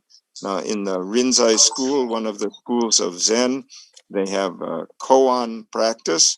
They don't have that so much in Dzogchen, but koan practice is actually very similar to Madhyamaka inquiry. Oh, so in Soto practice they have power? No, in Rinzai, Rinzai. in the Zen school, they have koan practice. Koan. Oh, koan. Oh, koan. Practice. Oh, yeah. But in Nyingma school, that's more like kind of questions that we're asking in Madhyamaka. Okay, thank you. So let me translate first for our friends. Udah capek itu mata. So jadi pertanyaannya Kasian yang banget. pertama adalah Udah membeb. apa Lagi yang besok. menjadi persamaan antara Zen dengan Vajrayana? Apakah mereka benar-benar berbeda? Kemudian Zen dan Dzogchen itu dianggap sebagai ajaran tertinggi di Mahayana dan Vajrayana. Apakah persamaan dan perbedaan antara kedua ajaran tersebut dipandang dari pandangan dan metodenya? Jadi yang saya tangkap dari apa yang dikatakan oleh Lama John tadi bahwa sebetulnya Zen dengan Dzogchen itu mempunyai persamaan yang sangat mendalam, ya sangat besar. Ada sebuah buku yang ditulis oleh Namkai Norbu Rinpoche yang menjelaskan mengenai persamaan dan perbedaan antara Zen dengan Dzogchen.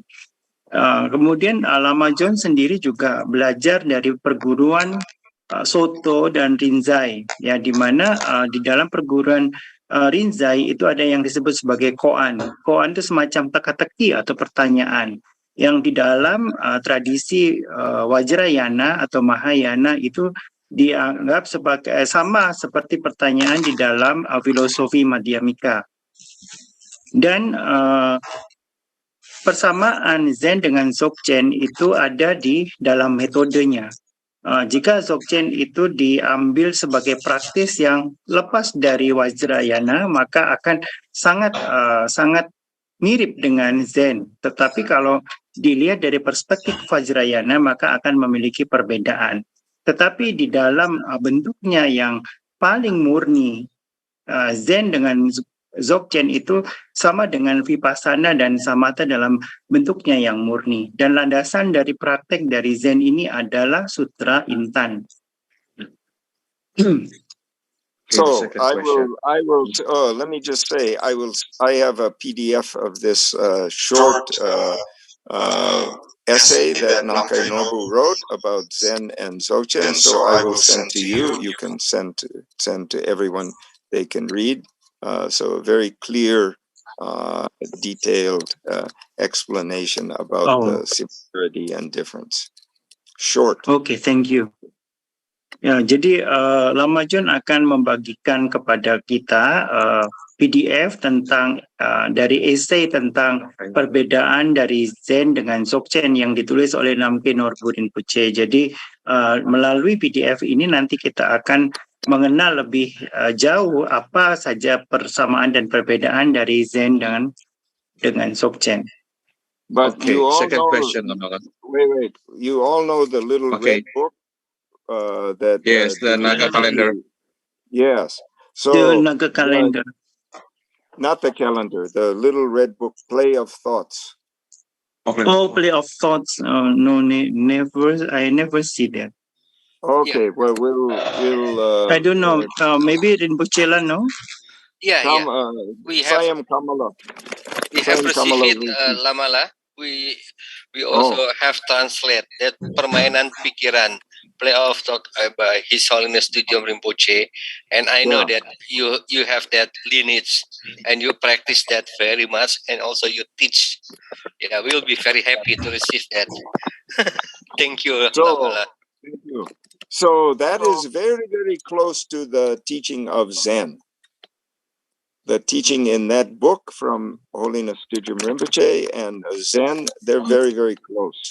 It's very similar. Ya, jadi di dalam buku yang ditunjukkan oleh Lama John tadi, permainan pikiran itu ada disebutkan tentang bagaimana tentang praktek Zen dan Dzogchen.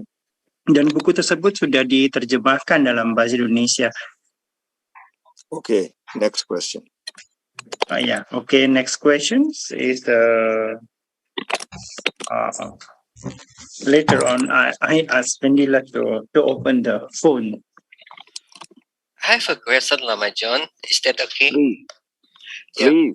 Would you share some story that, as we know that maybe in your lifetime during together with Chara Rinpoche, maybe somebody come with many people request to recognize as a tulku, and maybe Chara Rinpoche will that time reject it, something like that.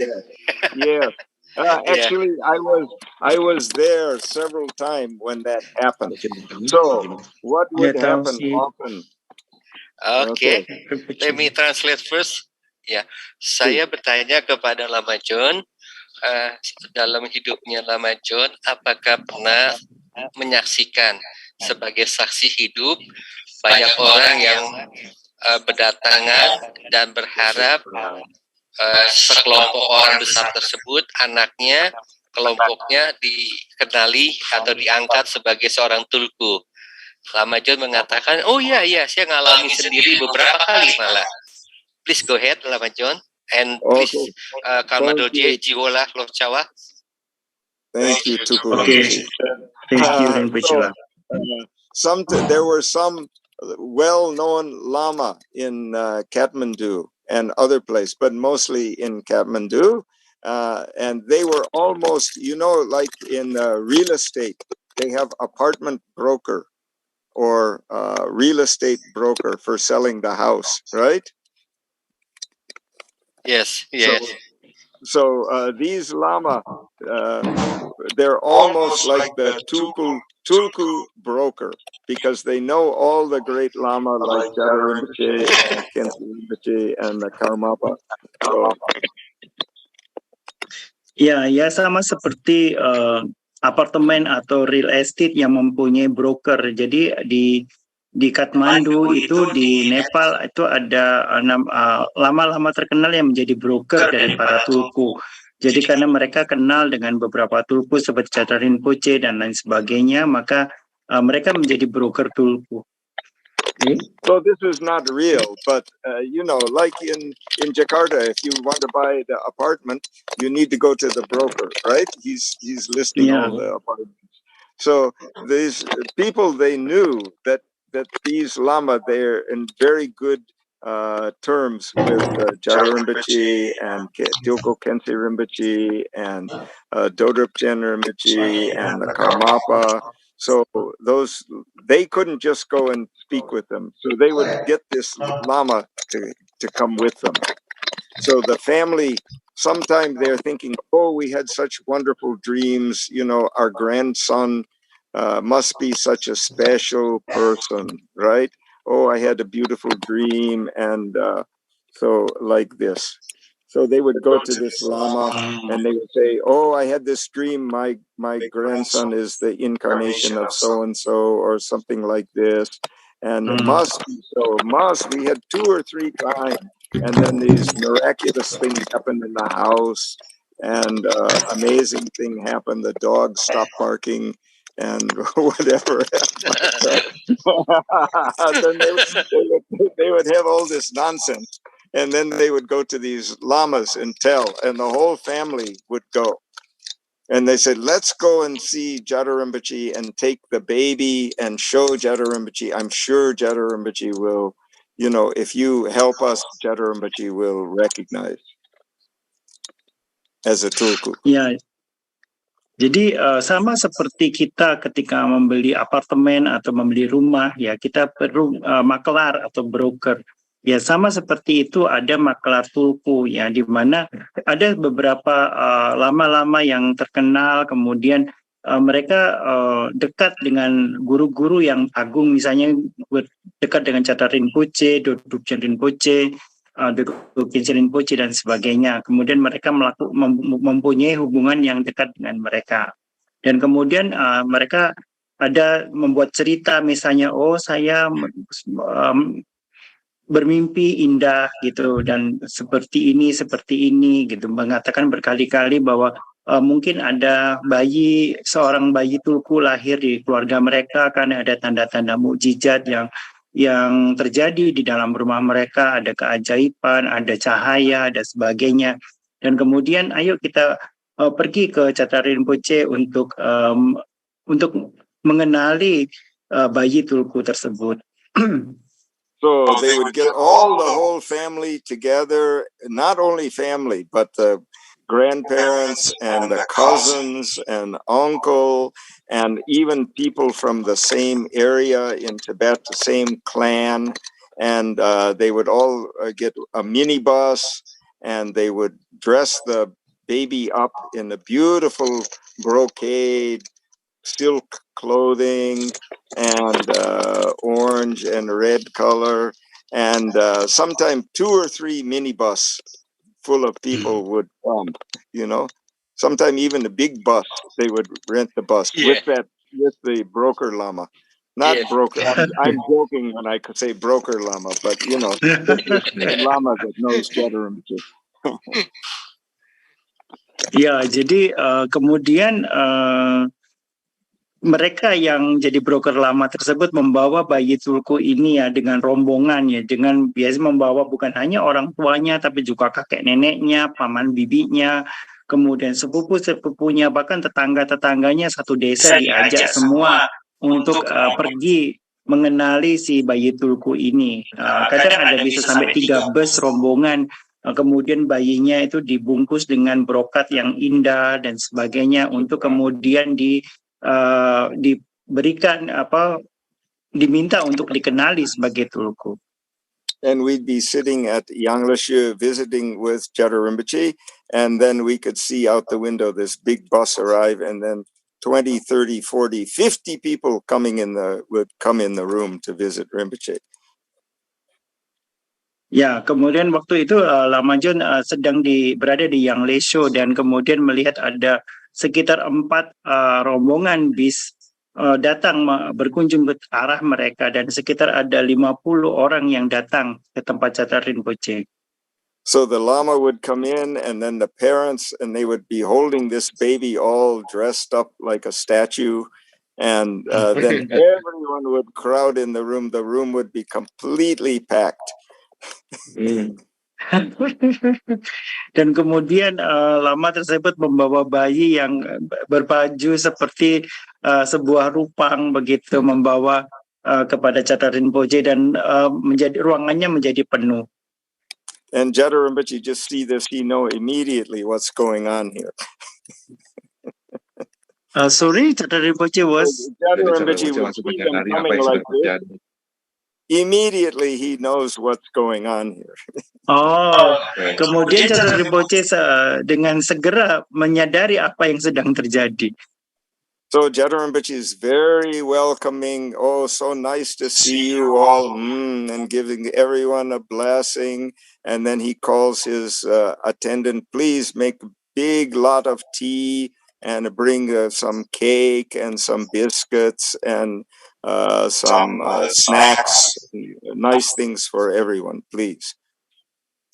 Ya, kemudian Chatur Rinpoche memberkati mereka semua dan meminta kepada para pelayannya untuk menyiapkan teh, kue-kue, minuman, dan snack untuk menyambut para tamunya tersebut. And then the Lama would start out saying, oh, Rinpoche, we have this very nice child here, and everything is in the family. And then Jada Rinpoche would start asking, oh, well, how's everything with your family? And how's everything in the area where you're living? And did you hear about this in Tibet? And what about that? And what news did you get? And so they would be having the tea and talking. And all the Jada Rinpoche's attendants, they know something special is happening, so they're all coming by the door or putting their head in the curtain by the door and listening. Ya, kemudian Chatur Rinpoche menanyakan tentang bagaimana keadaanmu dan bagaimana rumahmu dan sebagainya, dan diberi minuman, teh, makanan dan sebagainya, dan para pelayannya menguping lewat di balik tirainya. So you know, because that time there wasn't a lot of TV and radio and Instagram or anything, so the most favorite thing was gossip. For the young Tibetans, they like to gossip. Ya, karena pada waktu itu tidak terlalu banyak radio dan TV dan belum ada Instagram seperti sekarang, jadi orang Tibet paling suka dengan kaset. So then they're talking there very nicely, 40-45 minutes, like that, 50 minutes, and then Rinpoche's not biting at all on this tuku hook. What apa? Sorry again. Jada Rinpoche, you know, it's like these people are fishing. They're using this child like the fishing bait, you know, to catch the hook, put on the hook to try to catch. Jadi Jada Rinpoche tidak terpancing gitu dengan umpan atau dan ya kemudian mereka itu berbicara sangat manis selama sekian menit, ya selama 30-40 menit, tapi Chatur Rinpoche tidak terpancing dengan kata-kata manis atau cerita-cerita indah yang diceritakan oleh mereka. So this child is like the bait, but Jada Rinpoche is not biting on this. Ya, jadi bayi ini sama seperti umpan, tetapi Chatur Rinpoche tidak menggigitnya. So then finally it's getting like 40-50 minutes, then almost time to go, you know? So then the people becoming like silence in the room. Nobody has any more to say, right? So ya, then kemudian people starting to stand up, you know, to go. Natural time to go. Ya, kemudian setelah 40-50 menit berbicara, akhirnya orang-orang tersebut terdiam karena merasa tidak ada yang perlu lagi diceritakan. Dan kemudian saat itulah mereka harus pergi, ya. Setelah 40-50 menit menunggu, akhirnya tiba waktunya untuk meninggalkan tempat tersebut. So then the Lama that brought them all there, they're all feeling like, oh, it's not working. This is not happening. So the Lama, he goes just to say goodbye to Jada Rinpoche, and he says, you know, it always happened like this. He says, but Rinpoche, what about this beautiful child, this wonderful child? And, you know, he says this to Jada Rinpoche, last chance. Ya, jadi kemudian Lama broker tadi berpikir, wah ini nggak berhasil untuk mendapatkan pengakuan dari Chatur Rinpoche. Kemudian mereka menanyakan ke Chatur Rinpoche, bagaimana dengan bayi ini, bayi yang sangat tampan ini bagaimana, dan Catra I'm Rinpoche saying tidak bergeming. I'm saying like a broker, just like a joke. I'm telling, because of Ya, course they're not the broker. iya. Ya, jadi Lama Chen mengatakan seperti broker, ya, itu bercandaan. Jadi bukan dalam broker dalam arti makelar beneran, tapi ini seolah-olah seperti makelar tulku seperti itu. So then Jada Rinpoche, he just looked for a minute and he says, Pemba yo mare, in Tibetan, which means no benefit, no benefit, no benefit, and just sort of look like that. And then they all know that means, he didn't say it's not a tulku. He just said there's no benefit in my recognizing this as a tulku. All right. And then they're all looking very, very disappointed. Everybody get back in the bus and drive back to Kathmandu.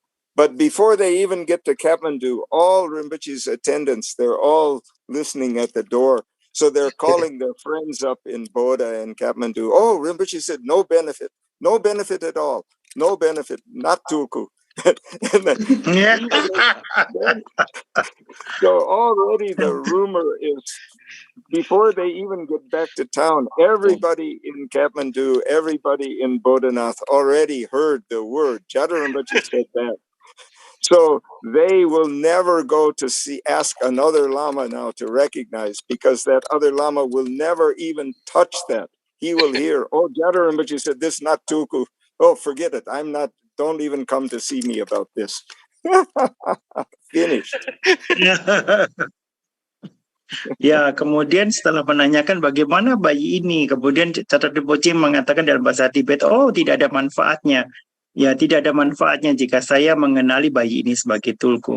Ya, kemudian mereka pergi meninggalkan Catra Rinpoche dengan kecewa, kembali ke dalam bisnya dan pergi ke Kathmandu. Tetapi orang-orang yang menguping hasil dari percakapan itu kemudian segera menelpon teman-temannya yang ada di Kathmandu dan mengatakan, oh, tidak ada manfaatnya, ini bukan tulku.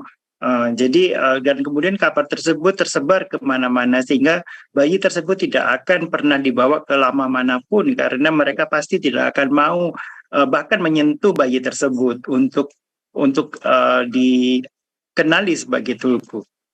So after the great Lama, other great Lama hear that. So the Rinpoche's attendant, they calling to their friends who are also the attendant of the other great Lama. And then they're telling that Lama, oh, we heard what happened at Parping today in Yanglashu. Jada Rinpoche said like this and this. Then the other Lama never touch.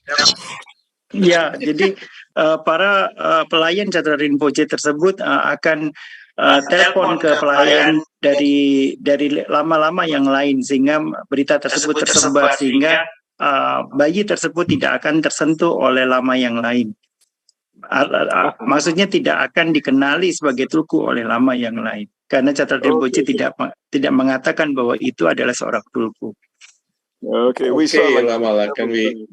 Thank you.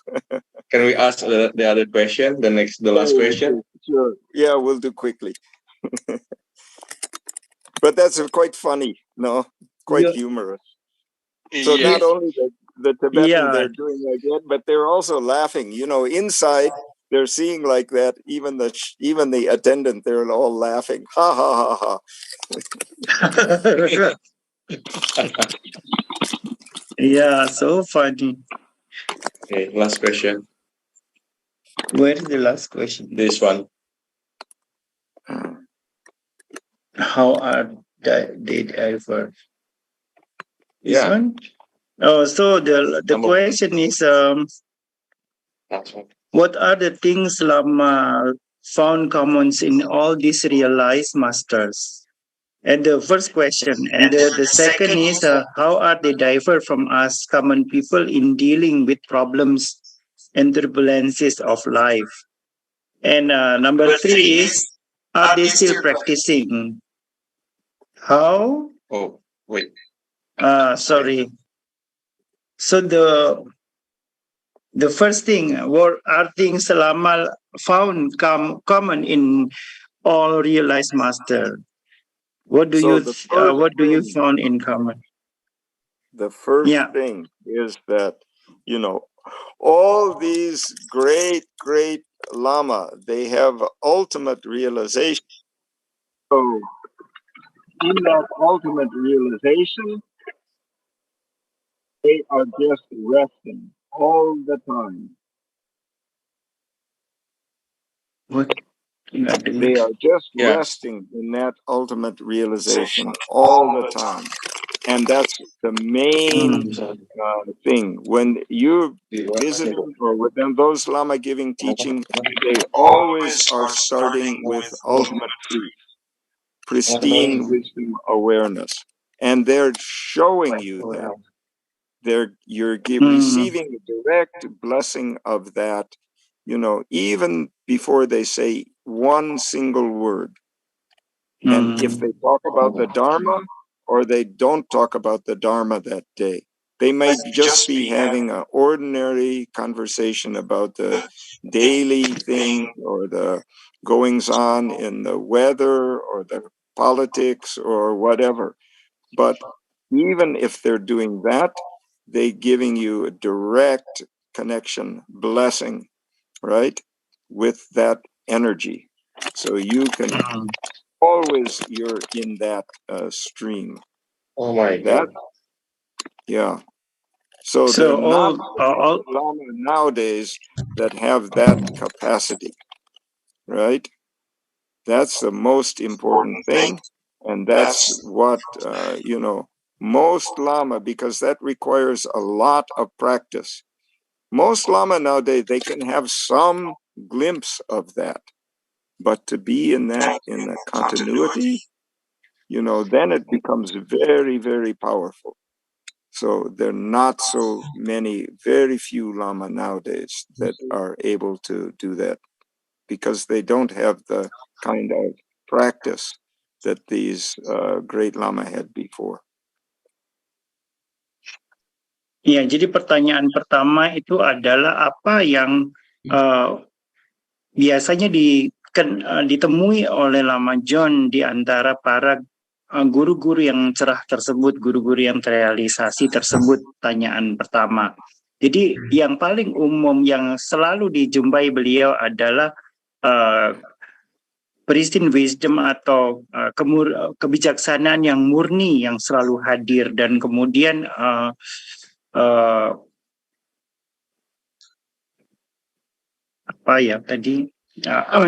kebijaksanaan murni yang selalu hadir bersama-sama dengan mereka, dan mereka terus-menerus berada di dalam kondisi batin yang sejati.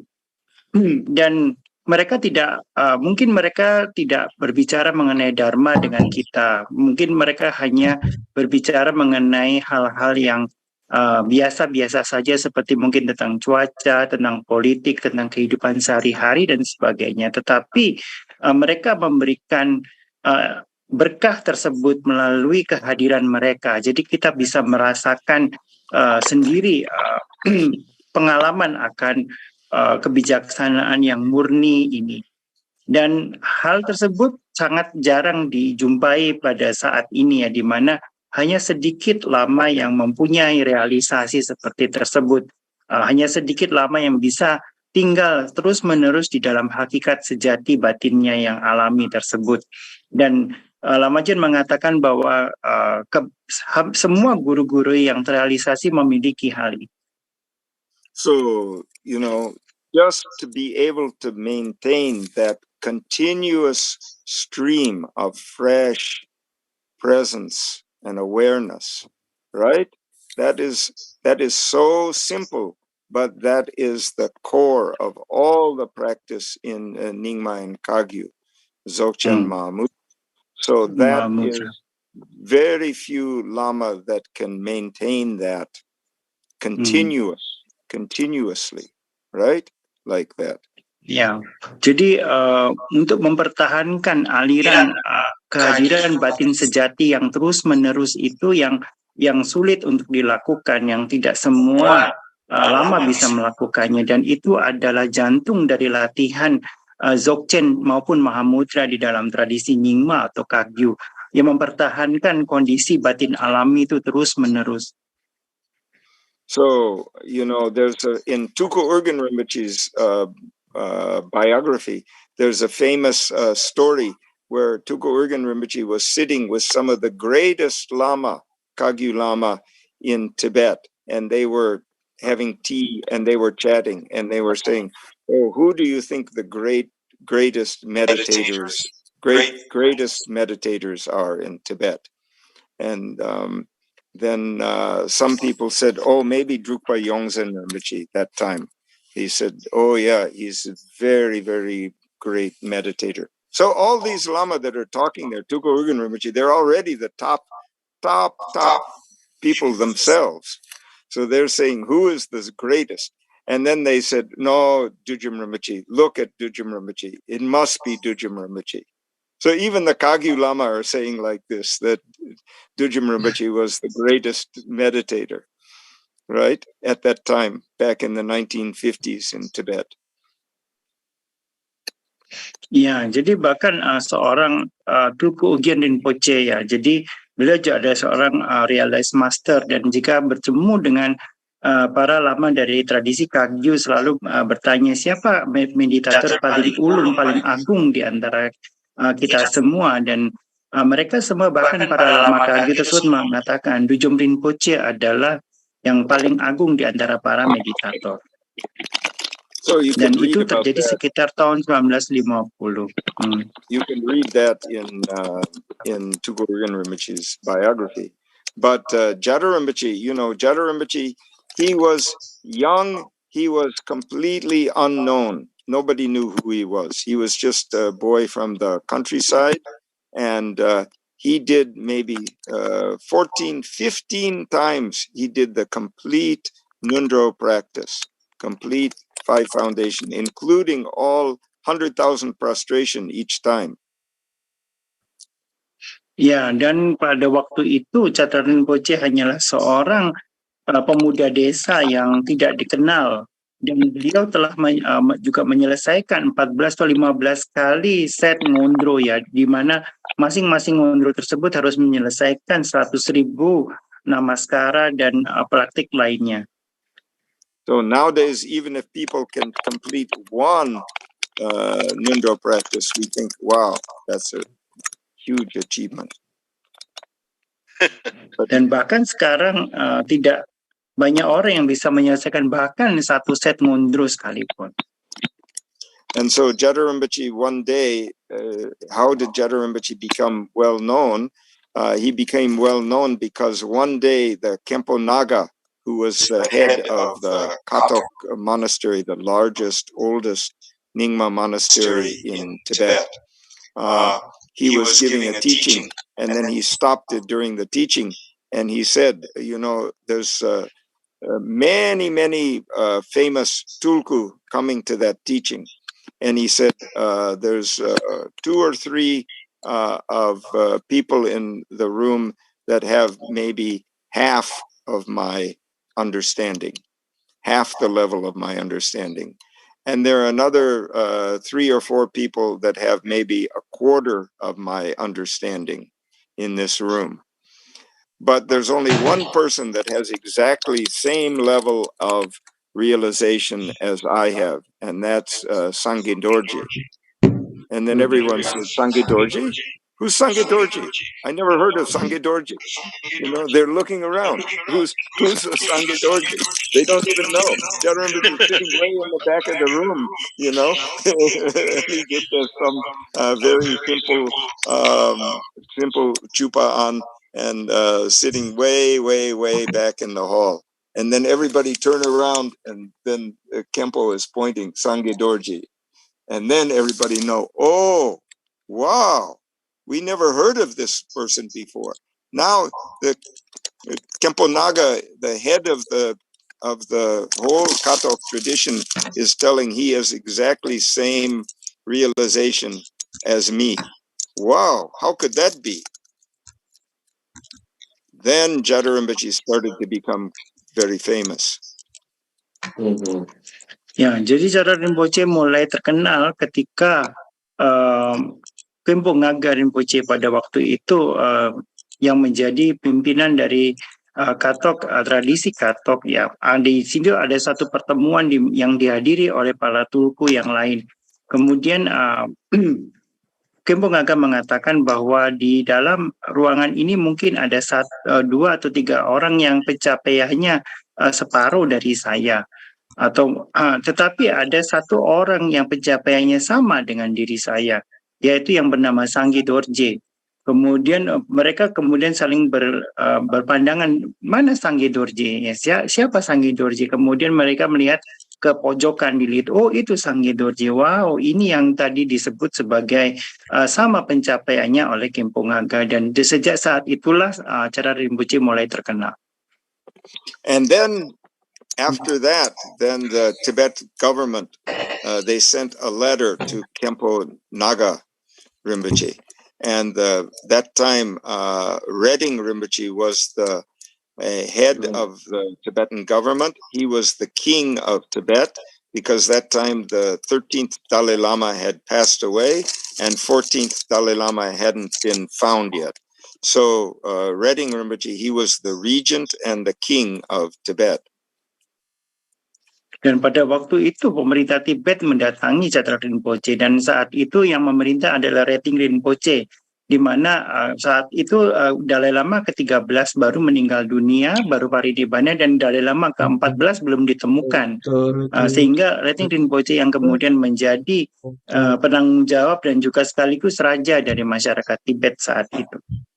So Redding Rinpoche sent a letter, and he invited Kempo Ngaga to come to Lhasa and be his teacher and to teach him great perfection, Dzogchen, because he knew that the 5th Dalai Lama also was a very famous Dzogchen practitioner.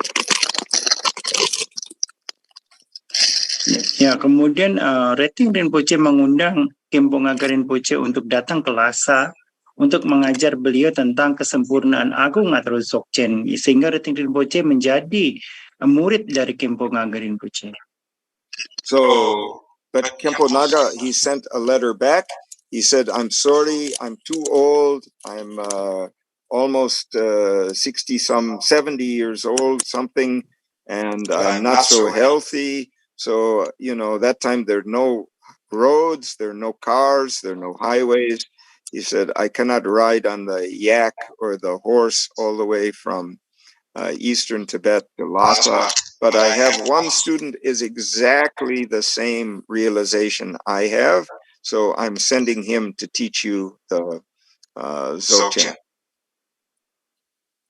And that's jadi saya ralat tadi. Jadi Redding Rinpoche tidak menjadi murid Kempo Ngaga. Jadi beliau menulis surat kepada Kempo Ngaga untuk meminta beliau menjadi muridnya. Kemudian Kempo Ngaga membalas surat tersebut dan mengatakan bahwa saya tidak bisa menjadi muridmu karena saya sudah tua. Kemudian saya tidak bisa menempuh perjalanan dari Tibet Timur ke Lhasa dengan naik yak. Tetapi saya akan mengirimkan satu murid saya yang memiliki pencapaian yang sama dengan diri saya, yang akan mengajarkan kamu tentang Dzogchen. So then Jadar Rinpoche automatically became very, very famous, because everyone in Lhasa, in capital of Tibet, heard about this. Then they're saying, "Oh, who is this person? The king is asking to be his guru. He's someone we never heard of, and he's going to be the guru of the king." All these famous tulku, not, but this man, not even a tulku, we never heard of this person. He's going to be the guru of the king. Who is this? So all the aristocracy, all the high ministers in the government, all the bureaucracy, all the very rich merchant families in Lhasa, they all want to find out who, all the famous tulku, they all want to find out who this person is. Ya, kemudian berita tersebut sampai ke telinga penduduk di Lhasa pada waktu itu, dan kemudian siapa orang ini yang ingin dijadikan guru oleh raja kita. Jadi bahkan bukan tulku, hanya orang biasa. Jadi semua orang penduduk dari kota Lhasa tersebut ingin mengenal Catra Rinpoche. Jadi dari semua penduduknya, dari para menterinya, dari para pejabatnya sampai kepada para orang-orang kaya, para keluarga-keluarga saudagar yang ada di kota Lhasa itu ingin tahu siapa sebetulnya orang ini. So then Jada Rinpoche arrived in Lhasa, then all these people immediately, they want to invite him to come to their house, to come to their palace, to come and give teaching to them also. So he became so famous. And that's when Jada Rinpoche, you know, the sign, the symbol of Jada Rinpoche is the conch shell, the white conch shell, because the conch shell is the symbol of fame and renown. Because, you know, before the war, they would always blow the conch shell in India. Or before the Dharma teaching, they would always blow the conch shell. So they didn't have a big horn at that time. They used the conch shell. So Ya, kemudian ketika Jada Rinpoche tiba di Lhasa, maka semua penduduk Lhasa ingin mengundang beliau ke rumahnya, ingin mengundang ke istananya, ke kediamannya yang mewah, dan itulah sebabnya lambang dari Jada Rinpoche adalah keong putih yang melambangkan kemasyhuran. Jadi keong putih ini kan sering ditiup, dan di tradisi India sebelum peperangan biasanya keong ini atau shangka ini ditiup sebagai lambang kemasyhuran atau ketenaran. So even later in life, when Jada Rinpoche left and was living in India and Nepal, that time he's very famous, and all the famous people would always come to see him, and especially all the king from Bhutan, the queen from Bhutan, the ministers from the Indian government, from the Nepal government, and all the ambassador in Nepal, they would always come and visit Jada Rinpoche, not the other Lama. And even the Chinese ambassador would very frequently come and visit with Jada Rinpoche. Dan bahkan ketika beliau tinggal di India dan Nepal, ya orang-orang yang terkenal mengunjungi beliau. Jadi dari raja dan ratu Bhutan, kemudian para pejabat pemerintahan India dan Nepal, bahkan duta besar Cina pun datang mengunjungi beliau dan tidak memilih mengunjungi lama yang lain.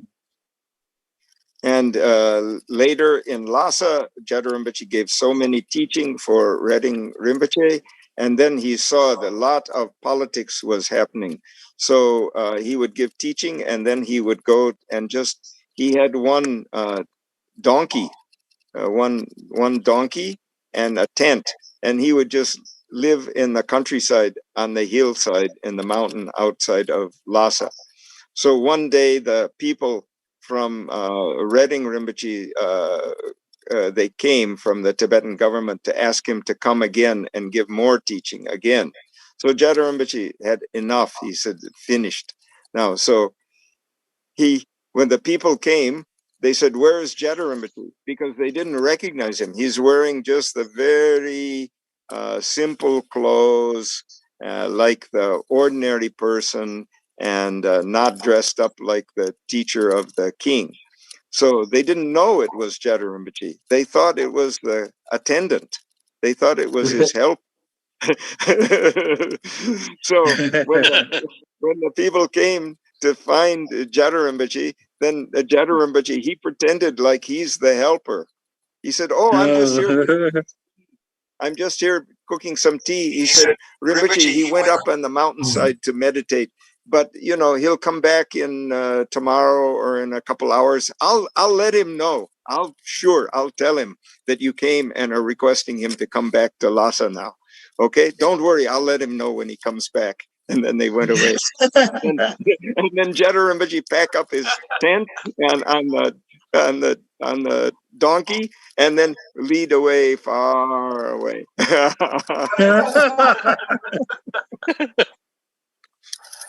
Ya, jadi Jada Rinpoche memberikan banyak ajaran di Lhasa, dan ketika politik mulai menghebat di Lhasa, Jada Rinpoche mulai meninggalkan kota Lhasa dan tinggal di kampung ya, atau di desa begitu, dengan membawa seekor keledai dan hanya tinggal di sebuah tenda.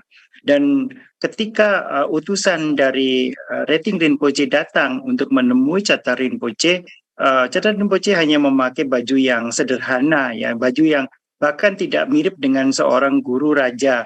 Dan Chata Rinpoche hanya memakai baju sederhana dan bahkan sering disangka sebagai seorang pelayan.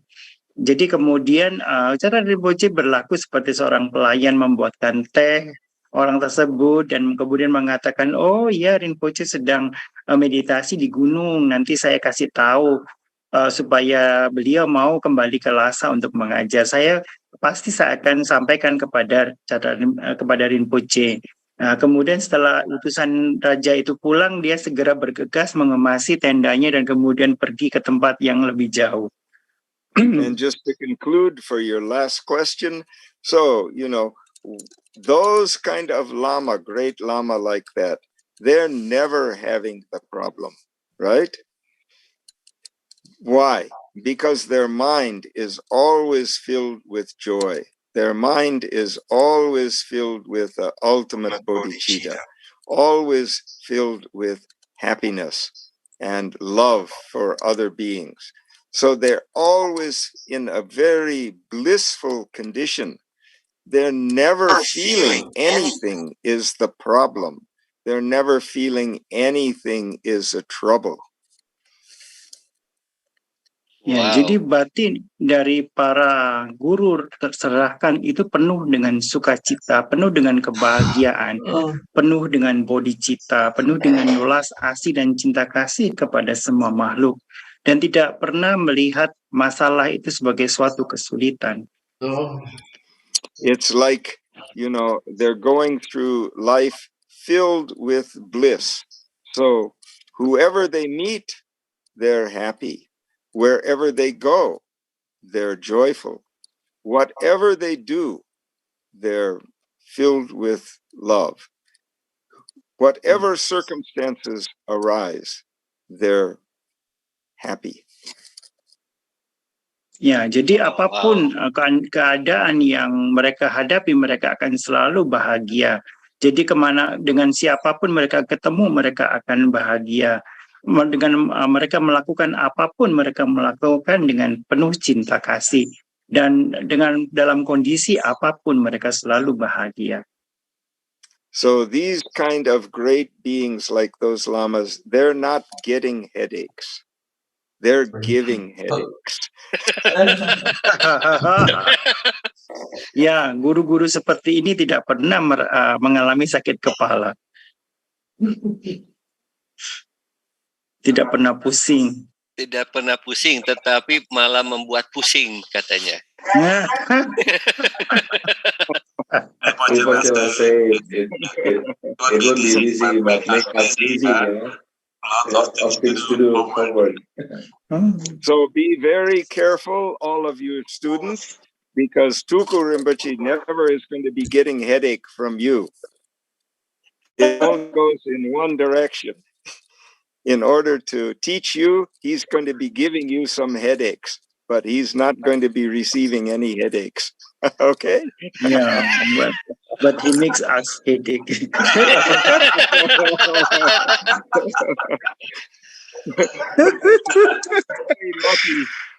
Very lucky headache. Yeah. A very fortunate headache. Lucky headache for you. Happy headache. Yeah. Another questions? That's the last question. That is the last question. Okay.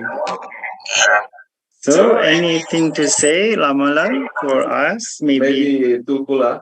Or maybe Rinpoche We have a Tukula here. Yeah, Rinpoche is here. Oh, wow, yeah.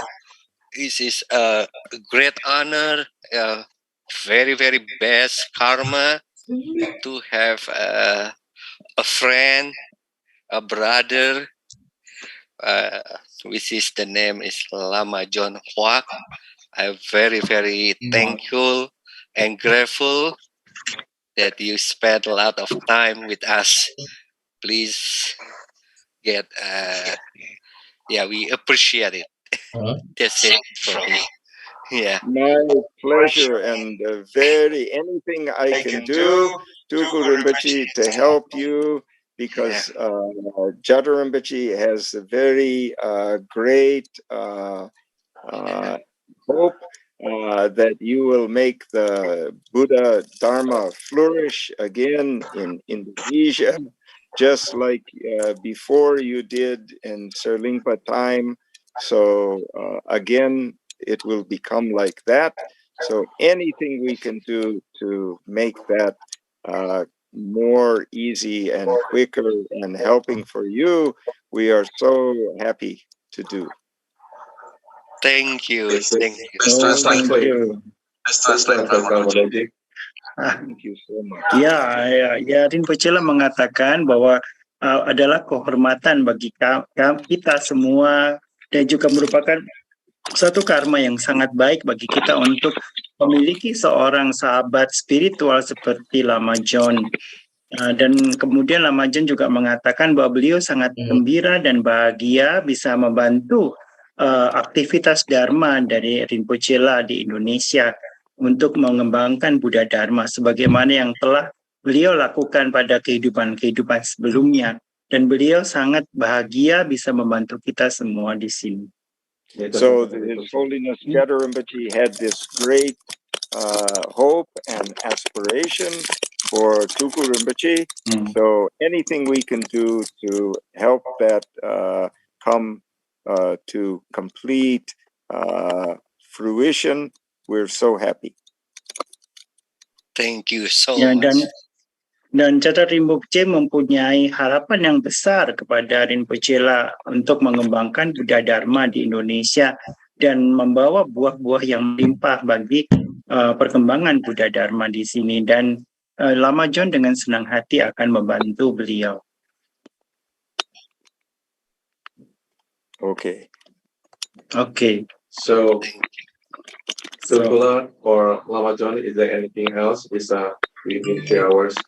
It's very fast. I think today that's good. So maybe we just dedicate merit and conclude. So now we dedicate our merits. Okay. So Nam Di Tam Che Si Pa Ni Top Ni Pedrana Am Che Ni Yegana Chi Barak Pai Si Pe Sole Droa